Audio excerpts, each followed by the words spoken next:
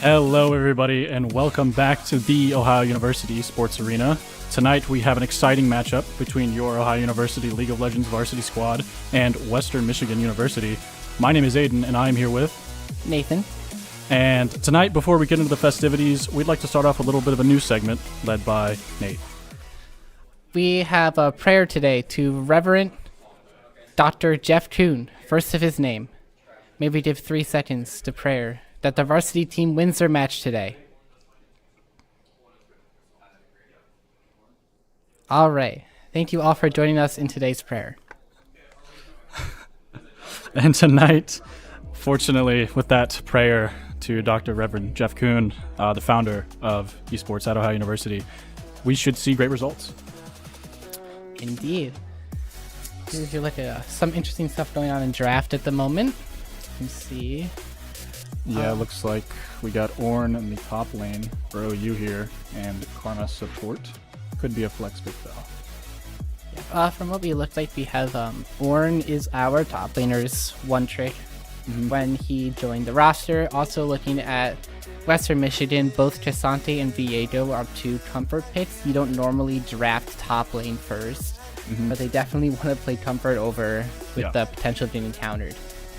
And there's that Casante for Western Michigan, also a comfort pick for their top laner. So both top laners getting through to their comfort picks here. And it'll be interesting to see the one-on-one matchup there. Nocturne in the jungle for OU, so post 6 we'll definitely see a kind of big spike in trying to get some picks for OU. And who is that? The Smolder ban. So yeah, Smolder is legal in esports collegiate play now because he's been out for so long. OU doesn't, or Western Michigan doesn't want to see him, probably just because they don't have much experience playing against them. And it would be a great strategy to kind of stack on the new champ to try to catch another team off guard, but we will not see Smolder in this matchup. Yeah, Dodo, our bot laner, actually has played Smolder in collegiate matches, getting a quadra kill at one point. Oh my. Pretty sure our team on last Saturday. And definitely also another pick that was banned against us that had been performing really well was the LeBlanc. I know on our last stream game, LeBlanc went like, I think 8-1 and we still lost, which was really crazy to see. Definitely a strong pick from the mid laner. And an expected Nautilus pick by Western Michigan here. We could hear the team talking about it. They don't seem too worried about it, though. With the Karma support, it seems like a good enchanter can prevent that Nautilus from getting so much CC and getting locked into the opposing ADC's damage. But the Ezreal pick here, too, with the Nautilus. Not what I would expect, honestly. Ezreal's just a super strong champ right now. Probably will be for the foreseeable future. So it's a solid pick from Western Michigan here. It seems like an insanely strong AD heavy that they're going with. Definitely going to be a mage mid laner, or I mean, Akali was banned, so it could also be a AP assassin. But seeing like Viedo, Ezreal, Casante, they draft 3 AD champions into an early orange showing, which is kind of weird, but support. A good look for OU here. Yeah, we're definitely going to see a big mid pick, AP heavy for Western Michigan here. Definitely not any kind of like support mage mid lane. It's going to be probably one of the assassins. We do have a Kali band here though, so probably going to lean towards possibly Echo or maybe another burst champ like that. But the Karma actually was a flex pick mid there, and we're going to see Renata Glask in the bot lane, which is going to be huge for that Nautilus engage to kind of disengage off that. Yeah, there's a Zir. Oh my. You don't see that one. There is a Zir. Wow. Okay. So yeah, very interesting team comp from Western Michigan here. Definitely leaning a lot into that AD. They got a good engage on their side, but that Oran's going to put in some work, soaking up a lot of that damage for frontlining for OU here. And going to be able to get a lot of picks with Ashe Arrow, with Nocturne ult. And I think that's going to be the strategy from OU here, is just kind of play for the early picks post 6 and let Orn scale. Yeah, not even to mention we have Karma, Renata. Those are 2 Shivan with shields. Orn is pretty tanky, and they have champions like Viedo that want to get an early pick. Nautilus that wants to support that, and it seems like their goal is they want extended fights that they can win, while it seems like the side of Western Michigan wants a fast brawl. Yeah. Even though it's kind of contradictory, because I feel like Azir would want longer fights and some of them would want shorter. Right. Yeah, I think the Azir pick was definitely accounting for maybe Karma not being mid, and that's why they picked it like that. But yeah, I guess it's going to be an interesting match regardless. We're going to have a bit of a 3-minute spectator delay here, so I can catch everyone up on the broadcast. We unfortunately did not get around to live streaming. Week 4, we had a victory over the University of Toledo. And week 5, we had a victory over Eastern Michigan. Week 6, we had a victory over Bowling Green. And last week, week 7, we lost to Northern Kentucky University. So it would seem the caster curse could be a possibility here, because we did start off, I believe it was 0-3 for casted games at the beginning of the season. We were 0-4, and then now we're 4-5. We had a 4-game loss streak into a 4-game win streak. Yeah. So definitely did some momentum started. Even though we did lose our last game, we have another team we can definitely spar with on even ground to possibly take this win going into our match with Miami this weekend. Yep. And unfortunately, we will not be broadcasting the Miami University matchup, the Battle of the Bricks for the League of Legends varsity team. But we will be back the following Wednesday to broadcast that match. If you want to watch any of our Saturday chat, you can watch it on other schools will most likely be streaming. So like if you want to support your Ohio Bobcats since Miami, you can go on Miami's Twitch and watch. I know I have been doing that a couple times. Yeah, drop a couple roll bobbies in the chat for us. And as we try to get underway here, about a minute left in the spectator delay. Let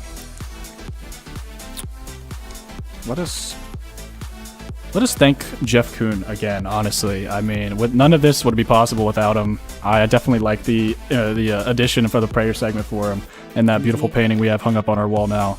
I'm definitely going to give a big morale boost to the players here and hopefully lead them to a nice victory over Western Michigan. When I first saw the Jeff thing, I looked at it and I was mesmerized. I mean, there's our founder right in front of us, and we just knew we had to pray to him. Yeah, absolutely. So, Nate, do you think we're going to see any invades here from either team? Honestly, probably not. Yeah, it's a bit of a risky play. Definitely worth too much risk for the possible reward of it. I mean, if anyone does it, probably in Nautilus. Yeah. Nautilus wants to do that, but I know that our team wouldn't want to do that because we're definitely scaling.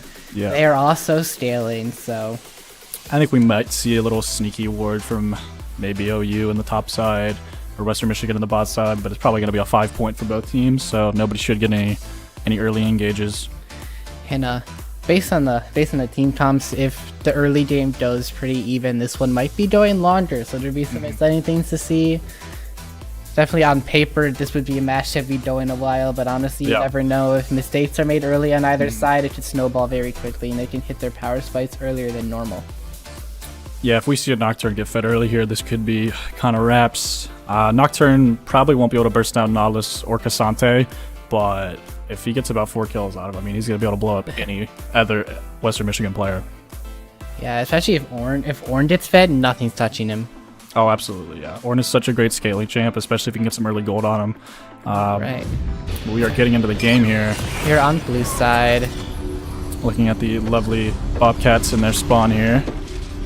Can we get a skin check? Both teams here? Here's their team. We got the Prestige, Cassante over there. Got Azir, Ezreal. Okay, let's stop. Ezreal. Yeah. Here we go. We have Renata with no skin. I think that's Winter Wonderland Karma in mid lane. And it looks like both teams are kind of going skinless on the one trick over here. It's definitely very common for lead players to like to have no skin on their main champion. Let's see what our Ashe has. Ooh, it's Project. Okay. Looking here where there's some action going on. We have a. Okay. Yep.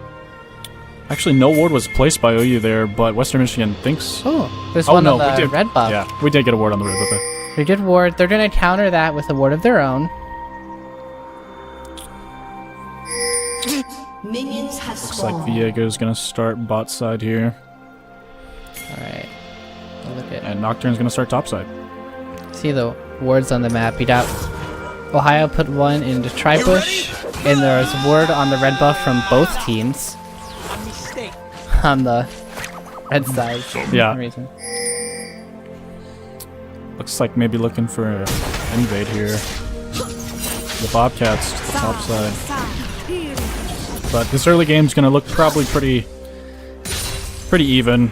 Both teams are not gonna try anything early. Maybe a Viego early gank. But now he's probably just gonna clear top. If Nautilus does hit hook though, Renata has a good shield and poke. Should be able to disengage with the Ash arrows as well. Ezreal not too strong this early, but he can definitely sneak up on you and put down a lot of damage. Junglers are pathing opposite of each other, but what's most interesting about it is that both junglers are aware of where each other are because of those wards on each other's red.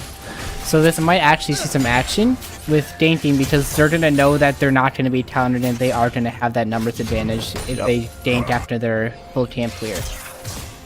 Orange should be able to get away from that gank though, even getting a Viego flash would be great. I mean, that'd be huge for OU to get that jungler flash down for no kill top, but Delirious should be able to actually build an item before Viego even gets there, if he so desires, and that'll put him tanky enough to escape any gank.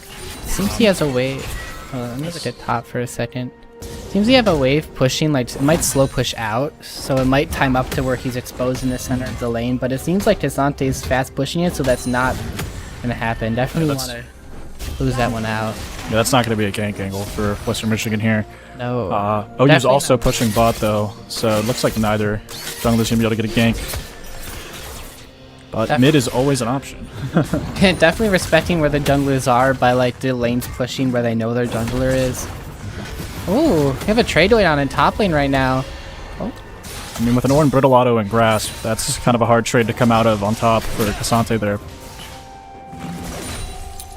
Bot lane gonna push a bunch of casters in, not able to deplete a little too early for a lot of tower damage. Ooh, oh, this fight's gonna go all the way. Oh.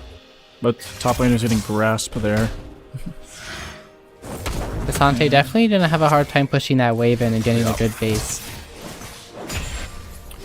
Turn waiting bot here. Styx trying to find something cheeky in the bot lane. Is he gonna find it? Didn't go for Stuttle. Oh! Lust hits it. Ooh, flash for flash. And yeah, flash for flash there on that gank. It's gonna be even, end up being even. Gonna force Viego to react now. Nocturne gonna hopefully be able to take that scuttle off of it. And that was a good heads up play from OU. Lust hitting the root there and the pull definitely set it up for to get the flash. But unfortunately the damage is not gonna be there, and everyone's gonna be able to walk away relatively unscathed. Like that. I feel like the flash from the Nocturne might have been a little like, I don't know if I call it trigger happy, ambitious. but yeah. Just definitely a little ambitious. Azir is very low on mana. Mid lane definitely on the front. Both junglers getting backs. Viego's a little ahead on clears. Nautilus will probably hit level 6 first. Don't know if he's gonna do anything with it, but Looks like he might take it back here. OU's bot lane will be backing and getting a reset with that wave being pushed. And Western Michigan's going to let that slow push. Both mid laners going to hit 6 relatively soon, and both junglers seeming to be posturing for possibly either a gank mid or grubs. Macroth doing a great job of getting mid prio though, if they do want to decide to take those, which they will. oh, it seems to be a contest over Void Drum. Nautilus has rotated and our Karma hasn't, so this will most likely be a lost buff. Hopefully not a fight come out of it, but it seems like they're stepping back. Oh! Cassante's And the coming hook on down the too as Karma. well. Going down. Looks like everyone's gonna back away though, not wanting to risk anything too early. Karma made her way up, and that was enough to scare them off. But the fact Nautilus was there, that was definitely looking scary for OU. One of the grubs was taken. There's a ward here. Looked at items in a grief store currently. Let's see who's winning. Definitely, like what we saw earlier, mid lane's definitely winning and has the gold to show that. Top lane is actually going against the Ornn at the moment on CS, and bot lane is in favor of Ohio University because they weren't able to push that wave out and they just kind of let it sit. Nautilus gonna get a hook here onto Lust. Oh, we seem to have a fight going on. That's not looking good for Western Michigan. Ezreal doesn't have flash, and we have flash advantage. Ezreal might be going down here, and he does. And that was a bad hook. That was a horrible hook by Nautilus there. I mean, they did not want that engage. Absolutely not. With no flash on the ADC. Wow. One kill to support, one kill to AD carry, and they were already 10 CS ahead. That's a strong start from the Ohio bot lane. That bot lane's going to look scary. Yeah, I don't know why that Nautilus engaged there. I mean, he knew his ADC's flash was down, and I mean, you can't run away from an Ashe. It's impossible. You also had heal down inside of Ezreal. Even wow. Flash, no sums were used other than Ashe Ghost in that trade. Very strong from Ohio University. It's possible Nautilus forgot his hook actually pulled him towards the opponent he hooks. Definitely. Seems like we missed it during the fight, but we did lose to other Void Grubs. There is something having a dragon. We are trying to claim it. They're not contesting. Constante gonna get a plate here against Ornn. Looks like Makarov might get caught out by Viego here. Happening. I don't think Viego kills the Karma here. Oh, but Nocturne ult comes down. Done it. Woo! There goes dead Viego. Nocturne's gonna run down the Nautilus, take him out too. It's 4-0. Ohio University to start this game off. And Western Michigan, again, with just a bad engage. It's like they think that they can take those fights or get that poke off. The Viego was just posturing way too aggressive. Nautilus, again, catching his team out by kind of forcing an engage by being in that drag pit. And Ezreal was nowhere to be seen. So that was just a simple numbers advantage and an easy kill. Definitely, you could tell Viego was the focus of Ohio University, the counter, as you could see pits like Karma that just Viego cannot kill. He struggled to get any damage off, especially since how weak he is in the early levels. That was kind of a bit over-aggressive there to take that dragon. I mean, the AD carry was gone, they had the numbers advantage, and that still happened. Yeah, Makarov did a great job at zoning the Viego out there, so he couldn't get onto the squishier Ashe. We have a main versus main going on in the top lane by the list of things, and their average top lane experience. Exactly, they've just been trading. So aggressive. We're going to choose not to knock up Cassante there and disengage. I think he knows that he probably doesn't win that fight.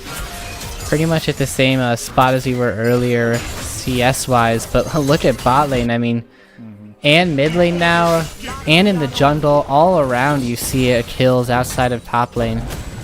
Definitely the top lane experience, but in like the good way, not like the bad way where the rest of the map is 10 kills down on you. Yeah, both top laners for both OU and Western Michigan are doing a great job of managing each other, making sure nobody can get a free rotate. We did see Cassante able to rotate to Grubs just because of his wave clear abilities compared to Ornn. And that did make us lose those Grubs. But we did get the neutral objective back in the drag, so neutrals are looking even. Oh, we have a fight going on. Ornn is still available, Ornn Flash is still available. Cassante does not have Flash, so he's not going to follow, and Ornn holds his Flash. I mean, Ornn holds his ult. Yeah, Cassante all out there. Took him way too far away. Ornn didn't have a chance to walk back, even though he is very tanky. He wasn't going to be able to walk away from that Cassante, so he decides to flash out, keep the ult, and keep his life. Cassante's in the back, doesn't have TP. And Ornn does, so they're likely going to reset. Come back around the same time. Western Michigan setting up for those Grubs again. They just kind of want it more than OU right now. Now, just because they're first, though, doesn't mean they're going to get it, because Ornn will be able to TP back, and it looks like everyone's going to be rotating for the Grubs here. Oh, if you look in the jungle right now, it might be shown. They are invading. I mean, you have the Nautilus there, but they also, we brought our bot lane up. Oh, and they're going to find the Nautilus. I don't think Western Michigan wants this. Ashe Arrow comes down. Asher hits Viego. And that'll be a perfect amount of disengage for OU to get out unscathed there. I think if OU could have rotated faster there, they could have easily taken that fight. Definitely have the advantage here. If you look at who's here on the side of OU, we have brought up our whole bot lane while the Karma matches Ezreal. Down there. You're looking for a plate. There is some weird movements going on. Ooh. Kind of going away from Grubs here with missing Viego. I feel like we totally could have gotten that buff and we're just kind of letting it go away. Yeah, with OU backing off there, Western Michigan's just going to be able to take the grubs pretty uncontested, but now that we're pushed mid-wave, we might come up for maybe a kill off of it. Yeah, definitely have Renata and Nocturne and Orn ulti. Yeah. This is a hard fight for Western Michigan to win if he would have taken it. I mean, I just don't think the vision was there. We didn't really know what was going on. We are going to secure one of the grubs, though. One, you know what they say, one grub is better than none.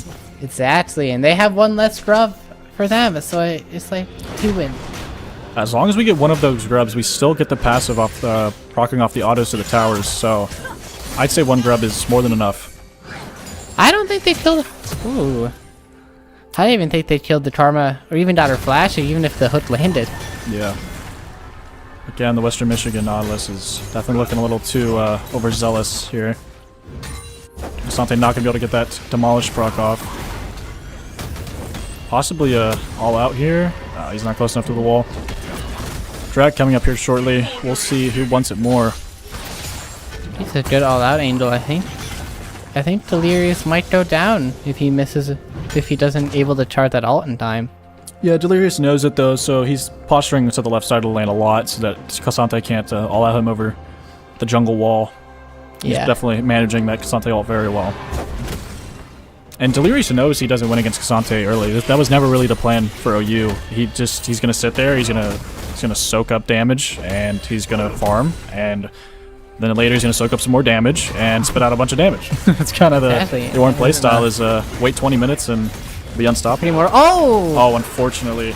Good setup by the Cassante. Ornal's gonna come up, might stop the. Oh, and he W's it. Oh wow. That was a really good heads-up play by Cassante there for Western Michigan, and Western Michigan will also be taking the drag there. It's going to be one drag for OU, one drag for Western Michigan. Definitely are losing the vision war over these objectives, even though if you take top lane out of the equation, I mean, we are winning in gold on the rest of the map. I mean, they have an Azir without a full first item. I don't really know how much damage that does. Versus even the item advantage. I feel like that dragon was something we maybe could have fought, but if they didn't want to go for it, then. Yep. Cassante gonna rush Jachos. Oh. Interesting. Yeah, I'm taking those coin flip neutrals early when you're ahead is definitely not a great play. So we can definitely understand OU's kind of hesitation there. We can definitely take Drakes later. So bleeding that one is not the end of the world. Oh no, the Void Grub. Nocturne ult is up, so Western Michigan beware. Wonder where it's going to be used. I mean, you have a Nocturne ult into an Ashe arrow. It's a pretty deadly combination for a pick. I mean, like, if they touch out Viejo somewhere, or like the Azir maybe. Stacking those grass procs for both the top laners. The most average top lane fight right here. Looks like we might be able to get a jump on Western Michigan here. Ashe arrow down. It hits. Nocturne ult. There it is. We talked about, and Viejo's gonna alt flash away. Still, like, Nautilus is probably gonna go down. Renata ult comes up. Oh, hits all three. What a beautiful Renata ult there. Azir's gonna come down, gonna pick up the Renata. Flashes, some spells, the camera's jumping around. Oh, GoDad Go escapes with maybe 20 health. How many kills did the Ashe get? 2. That's a 3-0 Ashe right there. And 0-2 Viejo. That is a scary Ashe. Looks like Western Michigan's gonna try to capitalize off of that fight and maybe take a rift, but Karma and Orn are gonna kind of zone him off. Tell them that is ours, or at least you can't have it. There is not a flash on the side of Western Michigan. Oh, and we just lost one of the few path flashes we had. Hex Flash is quite the rune on Nautilus. Oh, the hook dead. Oh, The hook Nautilus hits, but is he did by not the want it to Karma. hit. Once Ashe again, is gonna chase it down. That's a kill over to Macross. Ezreal's also gonna be run down. I mean, that Ashe is ahead. Took a turret shot and a WQ and still had more health than the Ezreal. Styx possibly getting caught out in the jungle On here. the top lane, Orn ult's down. Sis has been caught. Oh no! Oh! It's going to be enough to get He's sticks out. alive, and that's gonna be Vieto dead, and he's gonna die. Oh, shut down there. Have the Nocturne ult to cause darkness. Azir's gonna be killed. That'd be double kill the Macross, and then kill the sticks after that in the top. That was a sloppy fight. However, that is great for OU right now. We didn't lose a single person, and they lost 4. So what was really interesting there was actually Nocturne did take lethal, but Renata was able to cast her W, and since he got the assist on one of the champs of Western Michigan, he actually got revived, which enabled him to get that last kill there. I mean, from what I saw, the W he didn't actually die. He just has to like the W go around it. Like, Yeah. didn't even use that part of the W passive, but even if it did, that still would have happened. Oh, That's right. just crazy to think about. Yeah. Definitely a great close fight favoring OU there. Really snowballing in OU's favor. A 4K gold lead at the moment. Most of it where it needs to be on that Ashe and on that Karma. 2 champions that are going to do an incredibly high amount of damage later on. Yep. Yeah, Karma and Ashe are great champs, capitalizing on a lot of gold early, and hopefully it'll set us up for some neutrals. And I would not want to play Vieto into this. I mean, we're seeing a perfect demonstration of what happens when you try to kill someone on Vieto when they have 2 enchanters in the early game. Delirious is going to be picked off. Most likely is going to survive a very long time. I mean, just a demonstration of what he's going to look like later on.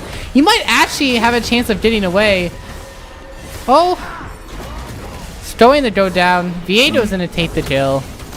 I mean, yeah, committing for top there. I'm not sure if it's the right play to get the kill, but mid-tier 1, which isn't necessarily the best trade. Lost a lot of map pressure, especially with the dragon opening up. looks like we might get the bot tower as well. Karma down there chopping away at it. They're all kind of posturing towards there. No one's actually moving in on the Drade from either side. Western Michigan does have the numbers advantage here, but Orn does have TP up in 8. Ooh, we are losing the mid-tier 1. We seem very all over the place here as we will probably lose this turret. Oh, wait. Delirious might come and save the day. We might have a fight on our hands. Nope.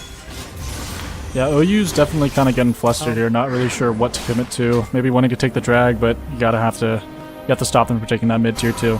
That really opens up the map if Western Michigan gets it. Our that 1 and 3 Vieto over there BMing. Oh well. Well, Western Michigan's going to take their resets, and OU is going to be able to take this drag with absolutely no contest. A very common ward you see in this kind of play is you see the ward in the middle of mid lane. Definitely see like rotation. I see it a lot, even like professional. Definitely have a lot of lights up from the side of Western Michigan. Haven't been able to capitalize on it too much, but definitely winning the vision war. Yep. And it looks like Nocturne ult is going to be up. So once again, Western Michigan beware. Oh, the Astro is going to miss. Go dead, go. Vieto ult. That's missed only one Astro today. That was... Actually, I feel like I'm the type of person that would miss the closest range arrows, but like... That's a perspective difference. Be rolling in the top lane. That's almost a great look. Nocturne ult's going to come down on the Ezreal. Going to get Nautilus queued out of it. Gonna die. We do have Renata ult still available in a really good place to use it, but not really much of the enemy team to hit.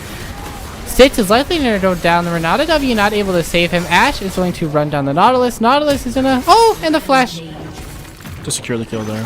Sante is running away. Yeah, with that ghost, he's going Karma is right. easily get away. Oh.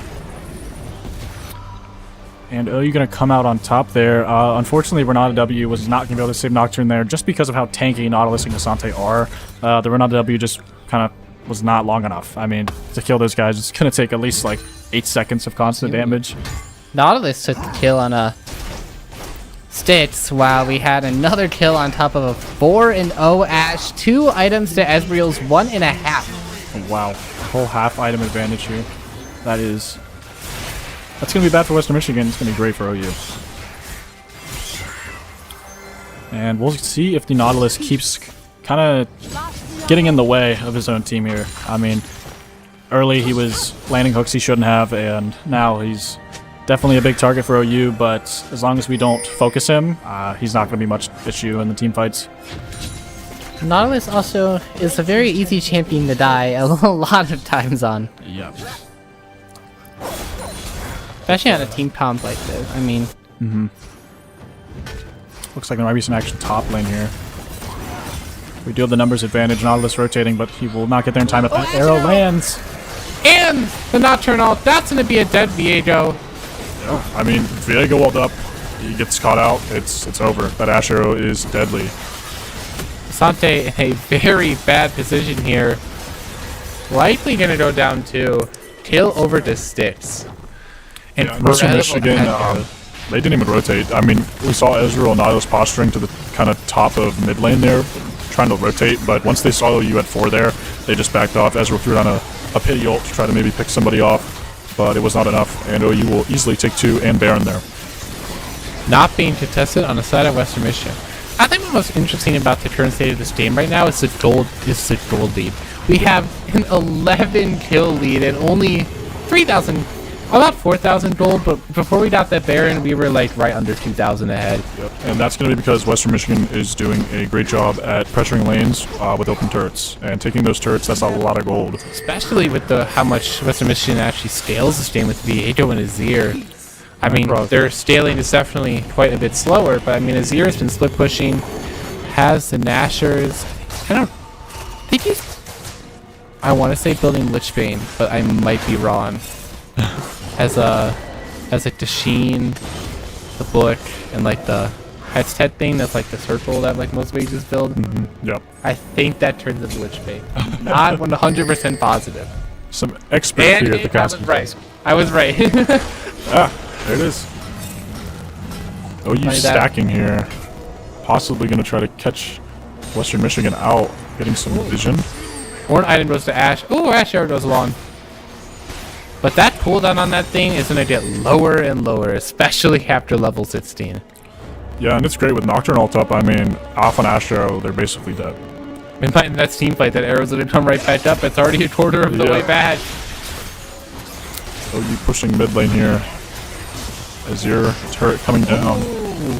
That Karma Q just took half of Ezreal's HP. Ezreal gonna ult down, try to get some poke, but not as much as that Karma Q can do. We have a fight going on in the top lane yet again as at the 4v4. I would say fight's a little loose term here for what's going on. A nice brawl, a pleasant stroll in the top lane. More of a gentleman's exchange of grass procs. Be 2 tanky monsters, but I feel like Ash is definitely gonna have a lot easier time dealing with the Cassante than Western Michigan is with the Ornn. Yeah, with you having the Baron buff, they're just gonna be able to get easy lane prio mid. Jungle 1v1 right now. Viego is likely going to die here. Likely. There we go. And that's gonna be a free drag boom. Wow, that is nothing traded for a Viego ult. And Western Michigan has lost the vision that they once had in their bot jungle. Nautilus not doing a great job at replacing the vision that was lost. And that's going to allow OU to kind of just walk in and catch Viego with his pants down. Gonna be third Drake going over. Cloud Soul, not the best, but no, they're gonna be running. Yeah, I don't think anyone's really excited when Cloud Soul pops up. Yeah, but like imagine like Karmas and Ash sprinting at you with Cloud Soul. I would be scared. Yeah. Granted, I feel like Nocturne ult's pretty. It's not bad against a Mountain Soul on that Ornn would be really funny. Ooh, or like Ocean Soul with like or like any other soul. Yeah, really anything but the Cloud Drake. I feel like Cloud's the one that shows up the most. Ash can capitalize off the Cloud Soul if she's close enough. I feel like I know like statistics that they run during like worlds and stuff of like which Drake shows up the most. I feel like it's always Cloud. Yeah, I wouldn't doubt if Riot had a little hand in that, but I don't know why they would want to make worlds boring. Honestly, I would rather see Chemtech Souls or honestly might be a client bug because I feel like they set the percentages the same, but like. Knows like the world of tech sometimes it just doesn't want to. Right. Yeah, and both teams just kind of doing their due diligence, pushing waves, taking camps. But Western Michigan kind of needs to force a play here, because if they just keep waiting, twiddling their thumbs, then OU's going to be able to just keep scaling and keep leveraging that advantage. Ezel Yeah, Ezel not really... Didn't really do much. Honestly, I don't know how much damage that thing's going to do in an actual fight as long as the clearing waves. There's But a at the reason same it's such low time- cooldown. I mean, Yeah. Ashwell comes down on his ear. Gonna Throw have some the good- shuffle, but gonna be countered by the Nocturne. Might have gone too far. We're gonna be shut down. Went right into your turret. Oh, Renata ult goes long as well. And Definitely top a lane. bit overzealous on the side of Ohio University. Yeah, it seemed like Six actually held his ult down so that he could wait out the Azir ult. Oh, we still got the turret though. We could still win this fight, definitely. Turret's back down, but it's not gonna do enough. Nautilus hook. Oh, flashed out by. Look at the spacing on from our 80 carry. Gonna I mean, that's the make looking right there, if I've ever seen flash it. away a lethal Nautilus hook. Pass it on to Renata. For you, Lust. Be another fight going on in the top lane. I mean, Gonna flash away, but I don't know if that's gonna help Delirious much. Definitely not gonna be able. Same thing's gonna happen. Oh, yeah. that is a Cassante main.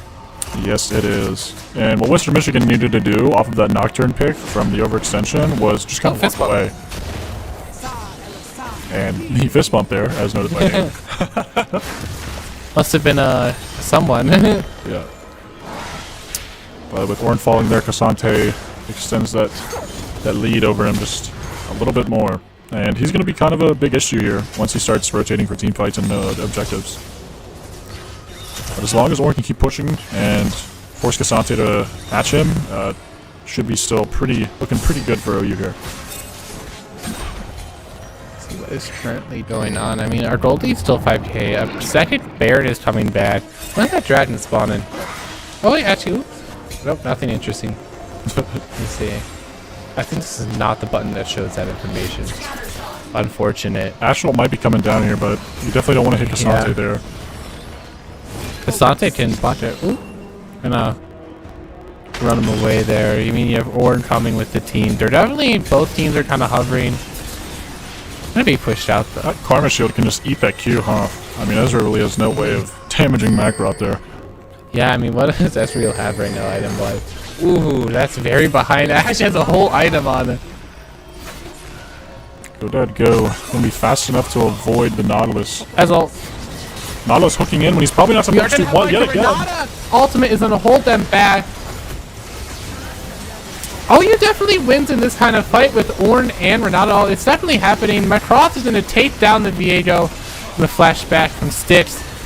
Ornn is front lining this so hard right now. Ash is gonna get hooked by the Nautilus. Styx is gonna go down. Ash is gonna go down. Ornn is still alive. Cassante's gonna ult. Ooh, a lot of stuff going on. But Karma is still alive.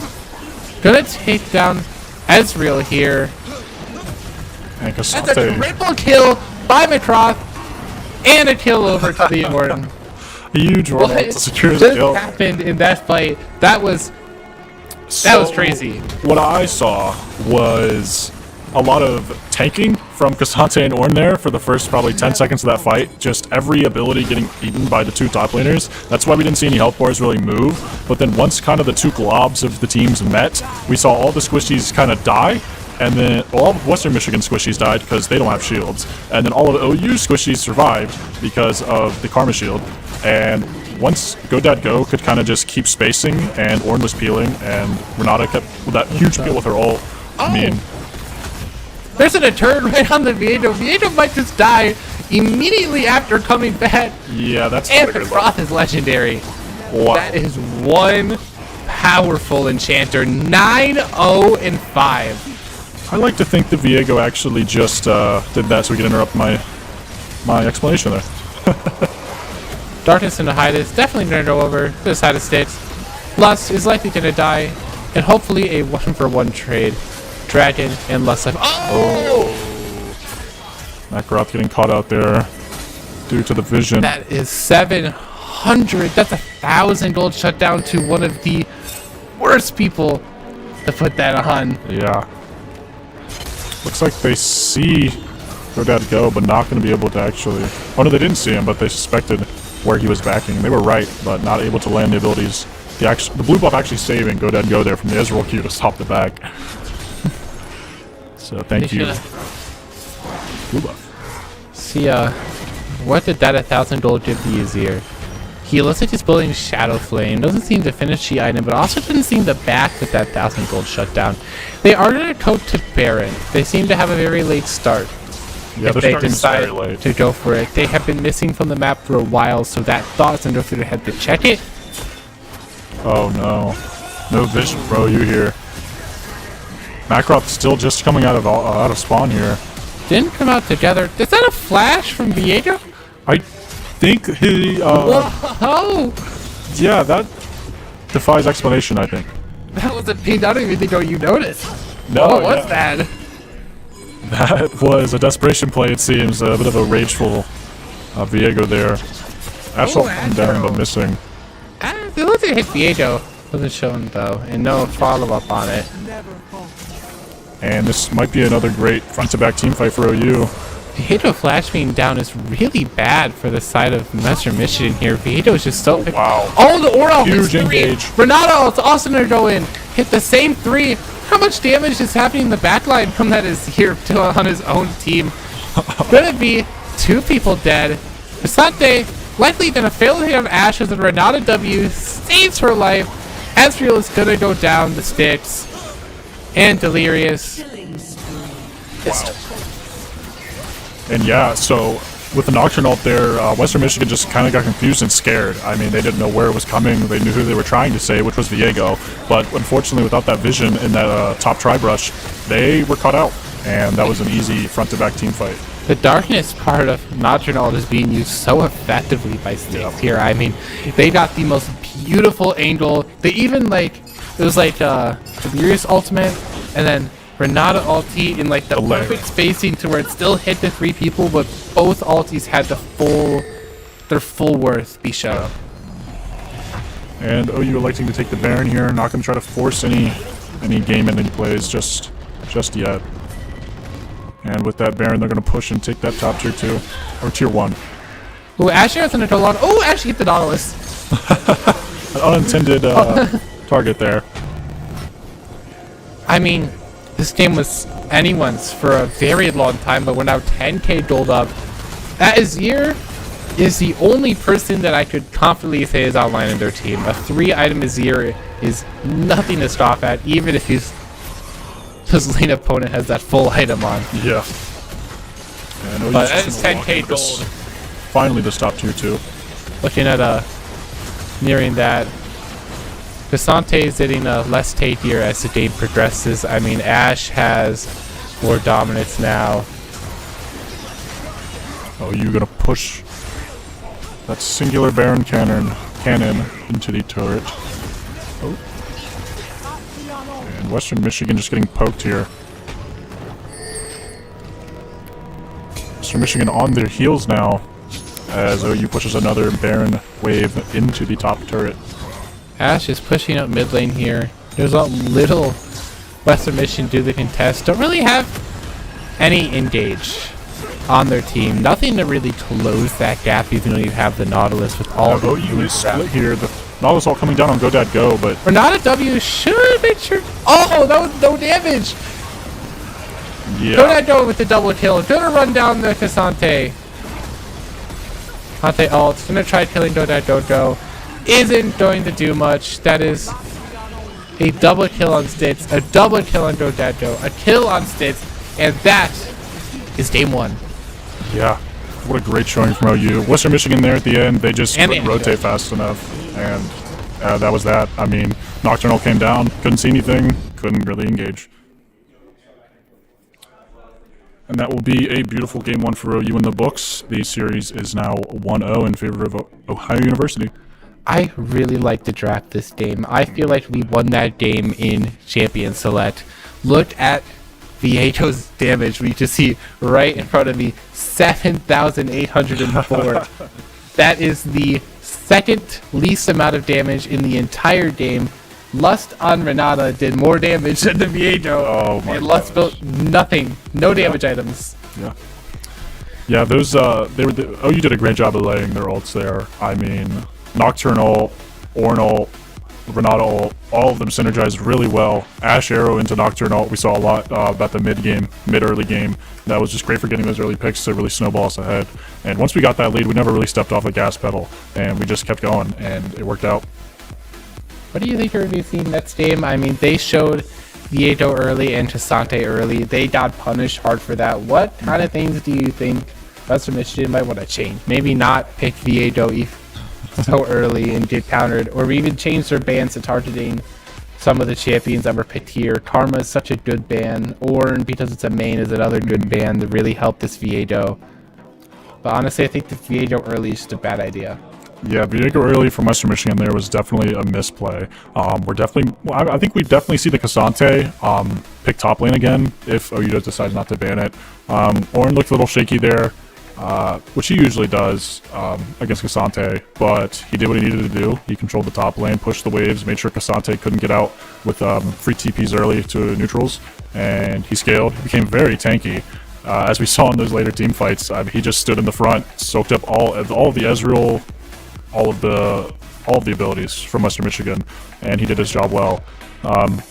But if Delirious wants to try to go for more an aggressive top to kind of change the game plan, we could definitely see a Cassante ban, because Cassante is a very good champ into a lot of also very good champs. So he's kind of like the good champ killer in top lane. Yeah. All right. I think that is all for us for right now. Yeah, we're going to take a short break, and we'll be back with Game 2 shortly.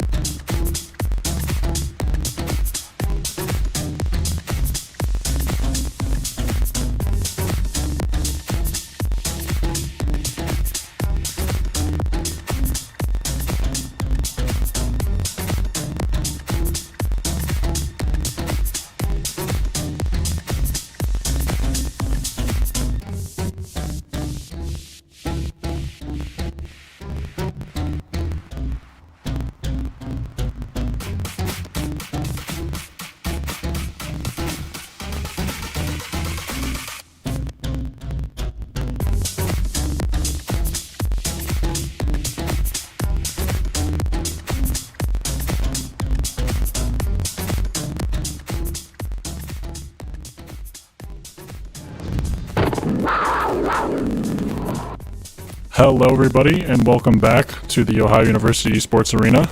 We are currently in a series of the Ohio University League of Legends varsity team. We are up 1-0 to Western Michigan University. My name is Aiden, and I am back with a new face. Yeah, my name's Cam. I'm glad to make it for the second game. I got to watch the second half of the first game, and I saw a lot of good things from this team.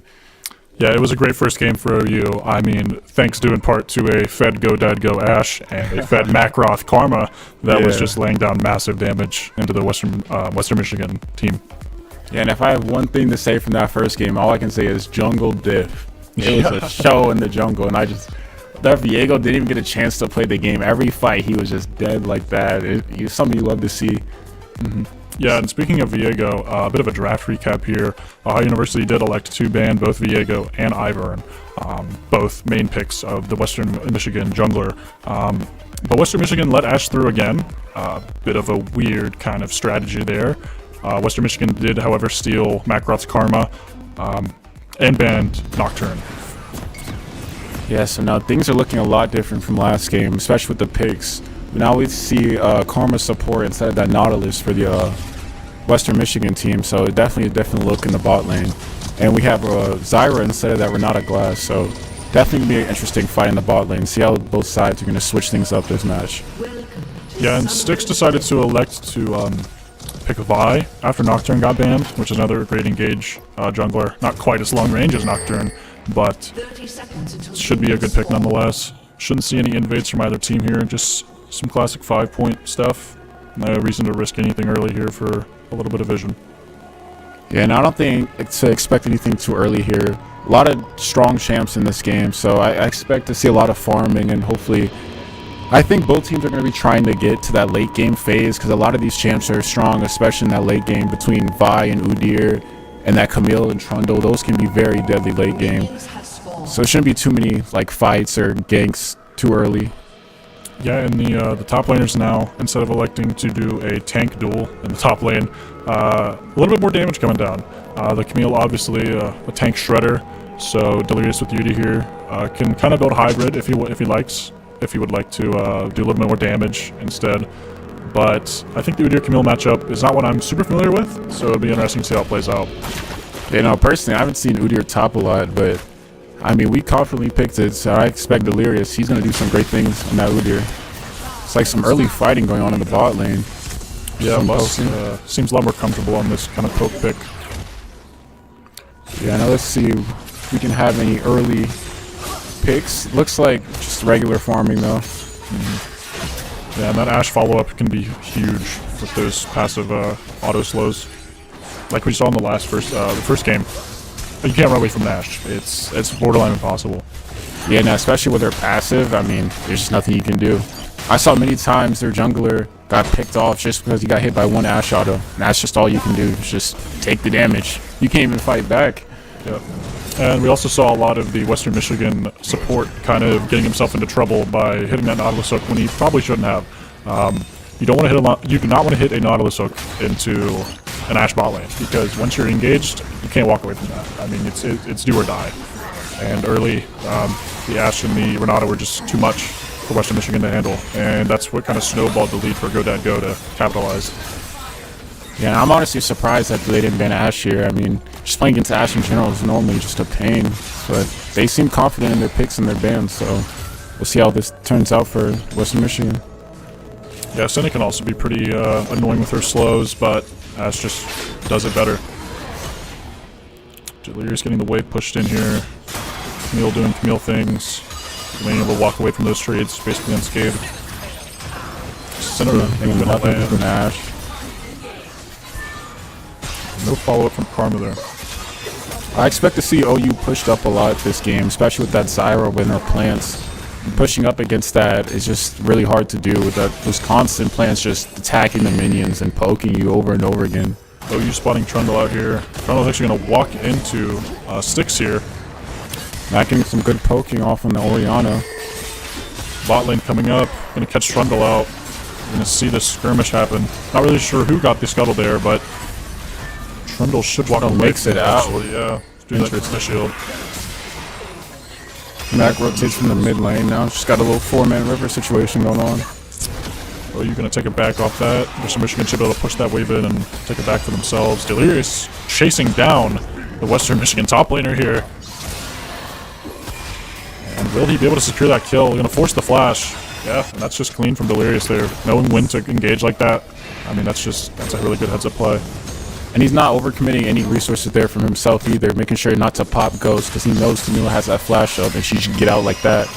Yeah, I mean, you once, also could have seen he walked towards the wall to split off like he did again, trying to block off her E there, but she manages to get out again. Yeah, the Camille, just slippery as always, getting Styx's flash there. But yeah, Delirious saw that Trundle was bot side, so he knew he wasn't going to be able to contest that, kind of walking up to Camille. But unfortunately, Styx getting a little overcommitted there with that flash, but shouldn't bleed too much for you. Yeah, that's just great map awareness by Delirious there, choosing when to pick his fights. Western Michigan going to be able to push the bot lane in here, going to get bot prio and possibly mid prio for this neutral drag coming up.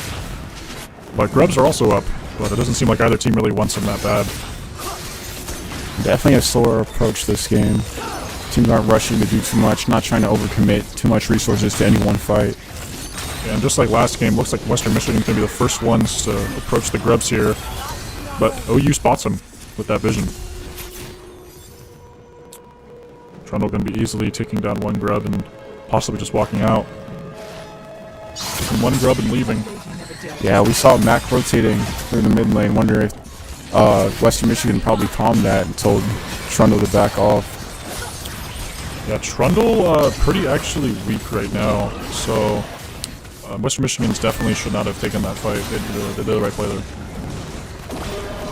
Trundle coming in with the mid gank. Oriana ult comes out. It's going to be hard for Mac to survive this. He ults away. Ooh, Styx getting just close enough for that Gallia ult to get Macroth out of there. Manages to not give that first blood away. Yeah, that would have been bad for you. He also didn't waste his flash there, so manages to only have to use his ult to live there. It's pretty good for Mac. He definitely knew he had to ult out there, but it came close. I know I probably would have mistimed that. Right. And Western Michigan with both mid and bot prio are going to easily take this drag. It doesn't seem like we'll be able to contest this at all. I mean, Camille seems to be rotating down, probably looking for some vision on the Void Grubs. And there's that Cloud Drake for Western Michigan. I shouldn't be expecting a Cloud Soul though, not like last game.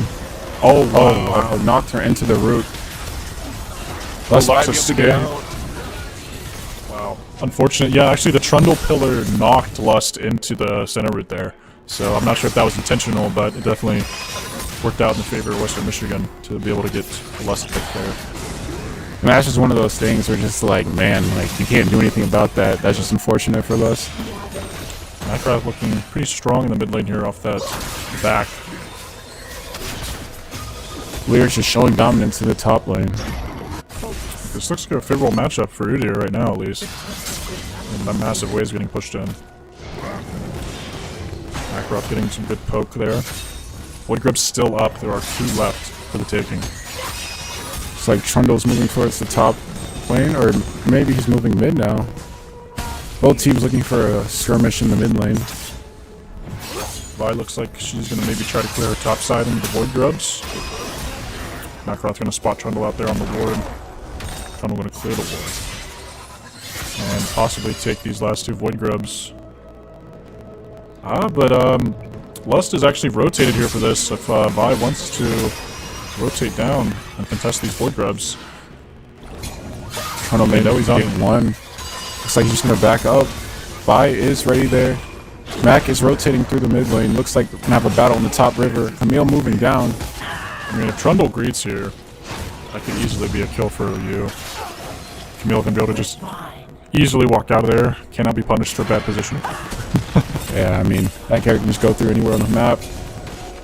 Such a great movement ability for Camille. But it looks like OU manages to get one of the Void Grubs. 1 for 3. Macroth with a movement ability of his own, he'll be able to get out there. Lust still mid. Both supports actually mid now. Lust gonna take it back. Go Dad Go gonna simply push that wave in and get some vision, maybe take a reset. And just think about that solo farming that Go Dad Go, how much that might affect us later in the game. If he can manage to hit his power spikes before the enemy Senate, but looks like Lust going back, trying to get level 6 here. Yeah, that Zyra will be huge in team fights. Looks like mid's fairly even now. Both mid laners with about the same wave clear ability. Looks like Makarot's going to take his reset unless... Nope, cannot be stopped.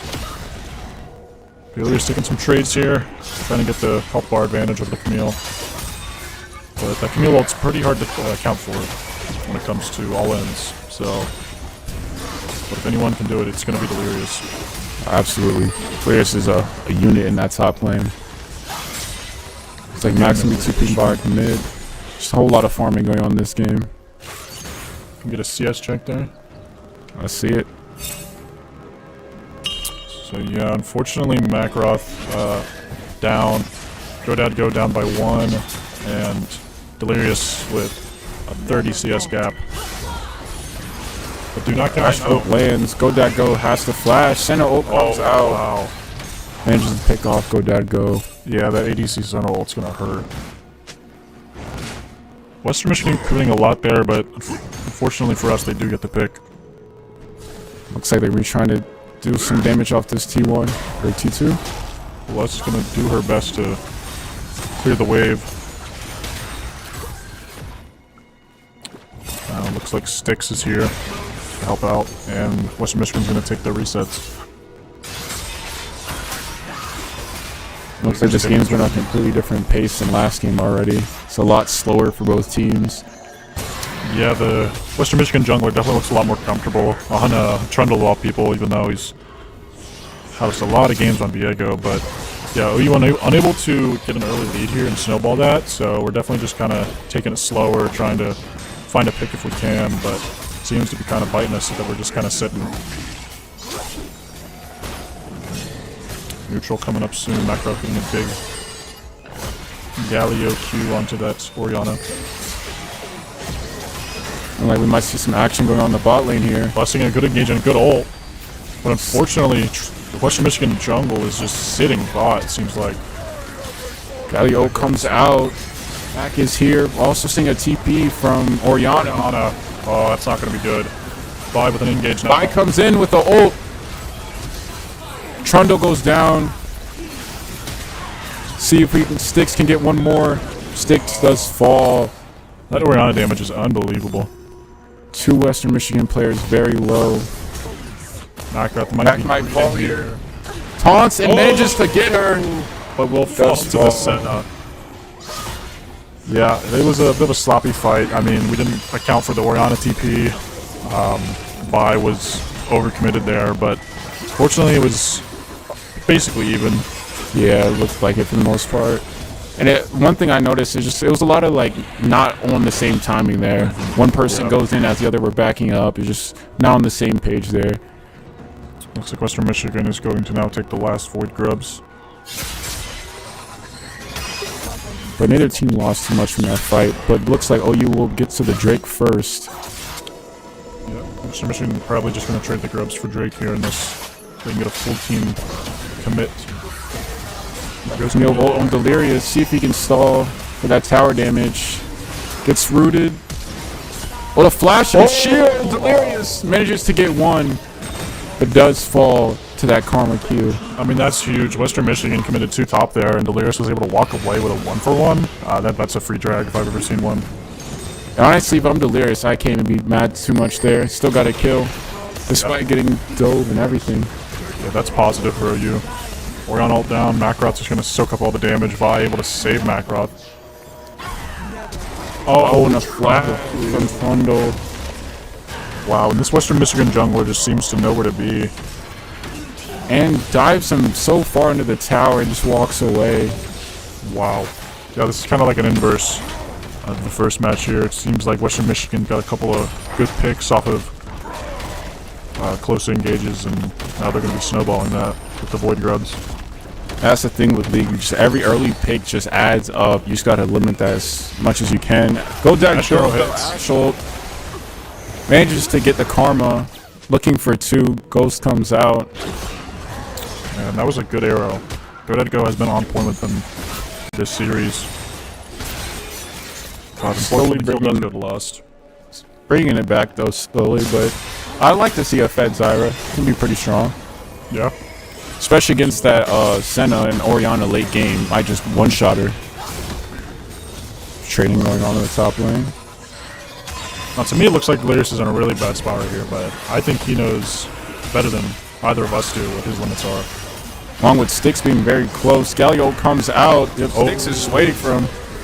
Wait, is Camille gonna be like, wait, nope, but that taunt will fall. Nice. I mean, that's just a great engage from OU. We had a great numbers advantage. Very similar to the numbers advantage that Western Michigan was getting in the bot lane. So, we're kind of just flipping the map on them and taking engages on the opposite side. Looks like the mid-tier 1 will fall, though. Possibly Galio. Double It taunt. does get the taunts, but not a great engage for OU here. Delirious a little proxying to try to gnaw away at that top tier 1. It looks like Western Michigan, their whole team's rotating up there. They want that Rift Arrow bad. And with Macroth and Delirious both taking their resets, I mean, yeah, they're just going to have to give it. They know they're on it, but Yeah, just numbers disadvantage. It looks like they're going to try to stall maybe if they can. Delirious having an ult here. Ooh, on falls from their position there. it looks like Delirious might have been able to get away, but maybe a missed auto or something. Western Michigan does get the Herald. Yeah, and that's not going to be good for OU. They're going to be able to take that anywhere they want. Toronto's getting a flank onto Go, but let's see if he can get out here. Running the Sticks. Going to flash the Orianna ult. Oh, We're going to catch Camille out. Camille on a bad CC chain. And you cannot cleanse an airborne, nor can you ability out of it. So that's going to be great for OU, a good pick. That's just great communication from OU. They looked like Go was getting pincered, but manages to escape and get a pick off of that. Turn the whole situation around. Yeah, Western Michigan thought they had us, but it was in fact us who had them. One thing I've noticed in these past couple of minutes is that OU has been rotating so much more. The team communication has definitely been there between just rotation from the top lane, the mid laner. And that's really could be the game changer early on. Just whoever rotates more, whoever's there for more objectives and fights. Yeah, and when you get that fight, puts us back into it easily. Absolutely. Macro's going to munch away at this top tier 1, but Western Michigan jungler there to stop him. Oh, he blocked him wow. with his... Wow, and Camille dashes to it. Just mispositioning, but manages to get a turret. He trades his life to the top tier 1. And he also put a lot of attention top lane for this neutral coming up, so it might end up being positive for OU if they can get a pick bot lane now. Stick's going to try clearing all the vision he can. Camille looks like she's probably get the top turret here. OU doing their job, clearing vision, setting up for this drag. Camille TP is down, so the numbers advantage will be in OU's favor, but it looks like Delirious is going to have to back to match that Camille. And OU's going to kind of just walk away from the drag. Yeah, Western was getting a little too much pressure through all the lanes, just having the minion advantage, just pushing every wave. But you has to give some respect to that and clear some of those waves. Ash Arrow could come down in a big way here.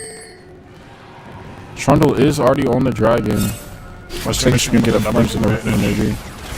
Delirious does have TP, but Styx is going to get caught out and he's going to force the flash, and here comes Delirious TP. Macroth is positioned well for his ult.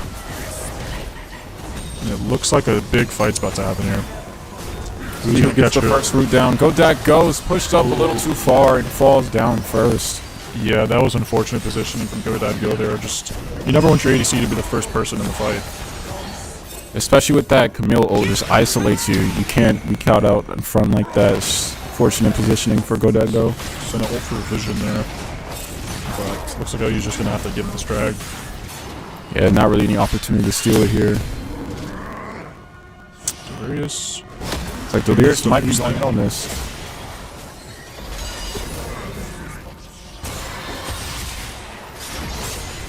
I mean, it looks like he's pretty close to just all in here. He's playing around Camille's cooldowns pretty well. The shield comes up for Delirious. He might be able to seal this. Camille's Just so tanky. And we have two members of OU coming, but they don't want to steal the kill. Yeah. Trundle, man, just runs you down. I mean, you saw Delirious playing around his cooldowns, positioning super well, and, you know, casting his abilities, but Trundle can kind of just walk up and Q auto. Yeah, there's not really dodging Trundle's abilities or anything. He just hits you with that hammer, or whatever you want to call it. Club. Yeah. This skin. Actually, a baseball bat. I think it's supposed to be a baseball player. Yeah, Trundle's not hitting any baseballs. No. Would not want him on my team. With Trundle ahead here, though, it's going to be a big issue for OU here, so they're going to have to itemize or play around him. Yeah, definitely have to invest in some anti-heal. Let's get a quick CS check. Things are looking pretty even for the most part, but Western Michigan does have a little bit of advantage in the top lane and in the mid lane. Trundle and Senna do have these big bounties, though. Hopefully OU can get a big shutdown. Ash comes out from Go, he does miss. Yeah, that could have been a really great pick with the Violet being able to follow up. Catching that Karma by herself. She's a little bit mispositioned here. Karma's just so fast, though. Especially with that shield she can get. Just makes her so tanky. Vi trying to get a pick on the Orianna here. Root comes out, just can't reach it. Karma comes in with the root. And just one-shots. I mean, this Sin is putting in work with those ults. And she's going to be able to chase Ash down. And pick up 2 kills on OU there. We haven't been seeing the Senna too much. She's just been farming a lot this game. Oh, you might be able to catch Trundle in a bad position here. Maybe collect that big shutdown. Violet down. Flash comes out. Tower's hitting. Oh, Karma does show up. Styx might be able to finish this, and Trundle manages to get a kill here. Wow. He's so strong. I mean, Styx missed that knock up there, and then pretty much sealed it. Unfortunately, Trundle just heals so much. And Trundle's just a strong champion, man. If you don't keep him in check, he will just take over. Yeah, Western Michigan just taking towers and taking names right now. Looks like Western Michigan's going to be backing. Just resetting. Resetting with a lot of gold here. And I think what OU needs to do right now is find those picks that we were almost getting. It's just we need to position a little bit more aggressive as long as we have vision. Yeah, vision is very important in this game.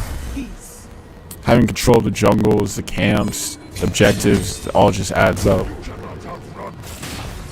They're just going to push this top wave against Orianna here. Trundle going to be able to rotate either mid or top here. But yeah, one thing I noticed was, until just recently, their Senna has not been fighting at all. He's just been farming, solo farming. Yeah, and it just... Yeah, no, it makes sense, though, with Karma and their late game scaling. They've just been trying to play for that.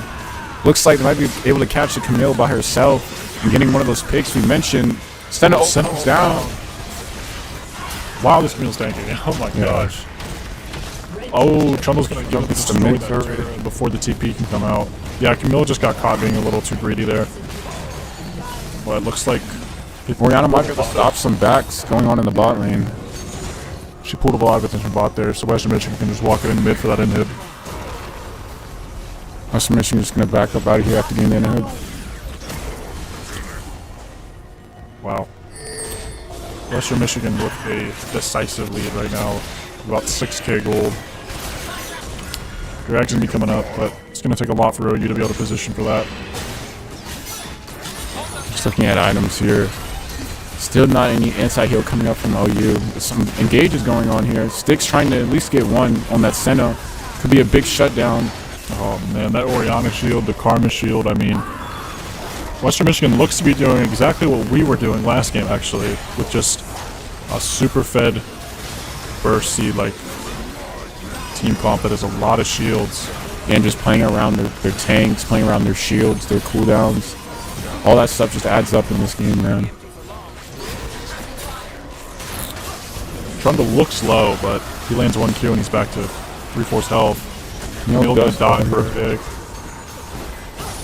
Trundle is pretty low, but he probably could gain that health back just so quickly. Yeah. Karma's shield's just getting their whole team. Just Western back to Michigan gonna push into near the Nexus, get a pick so that they can pretty easily take this drag while OU has to fend off those super waves.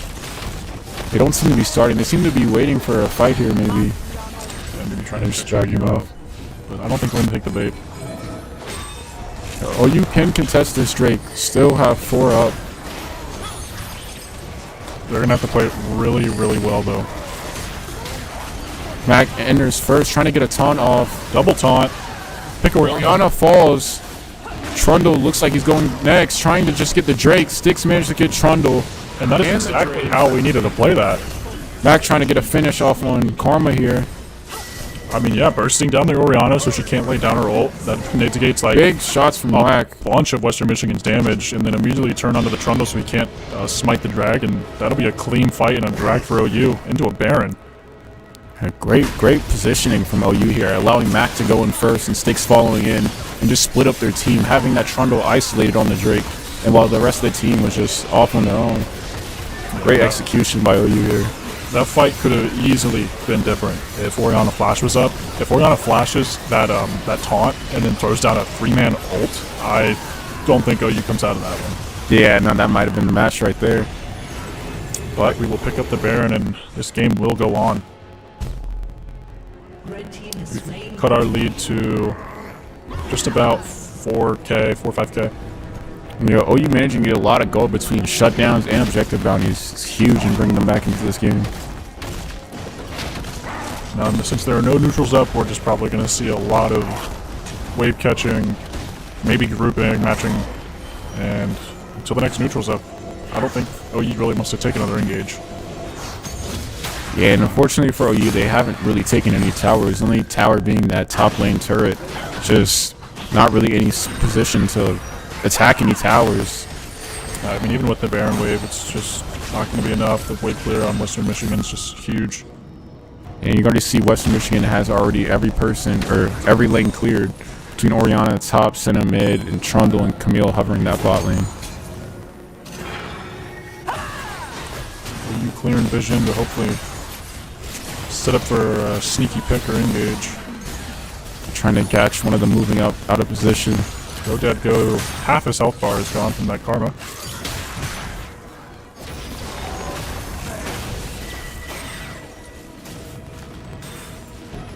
See, like they're just trying to hold waves.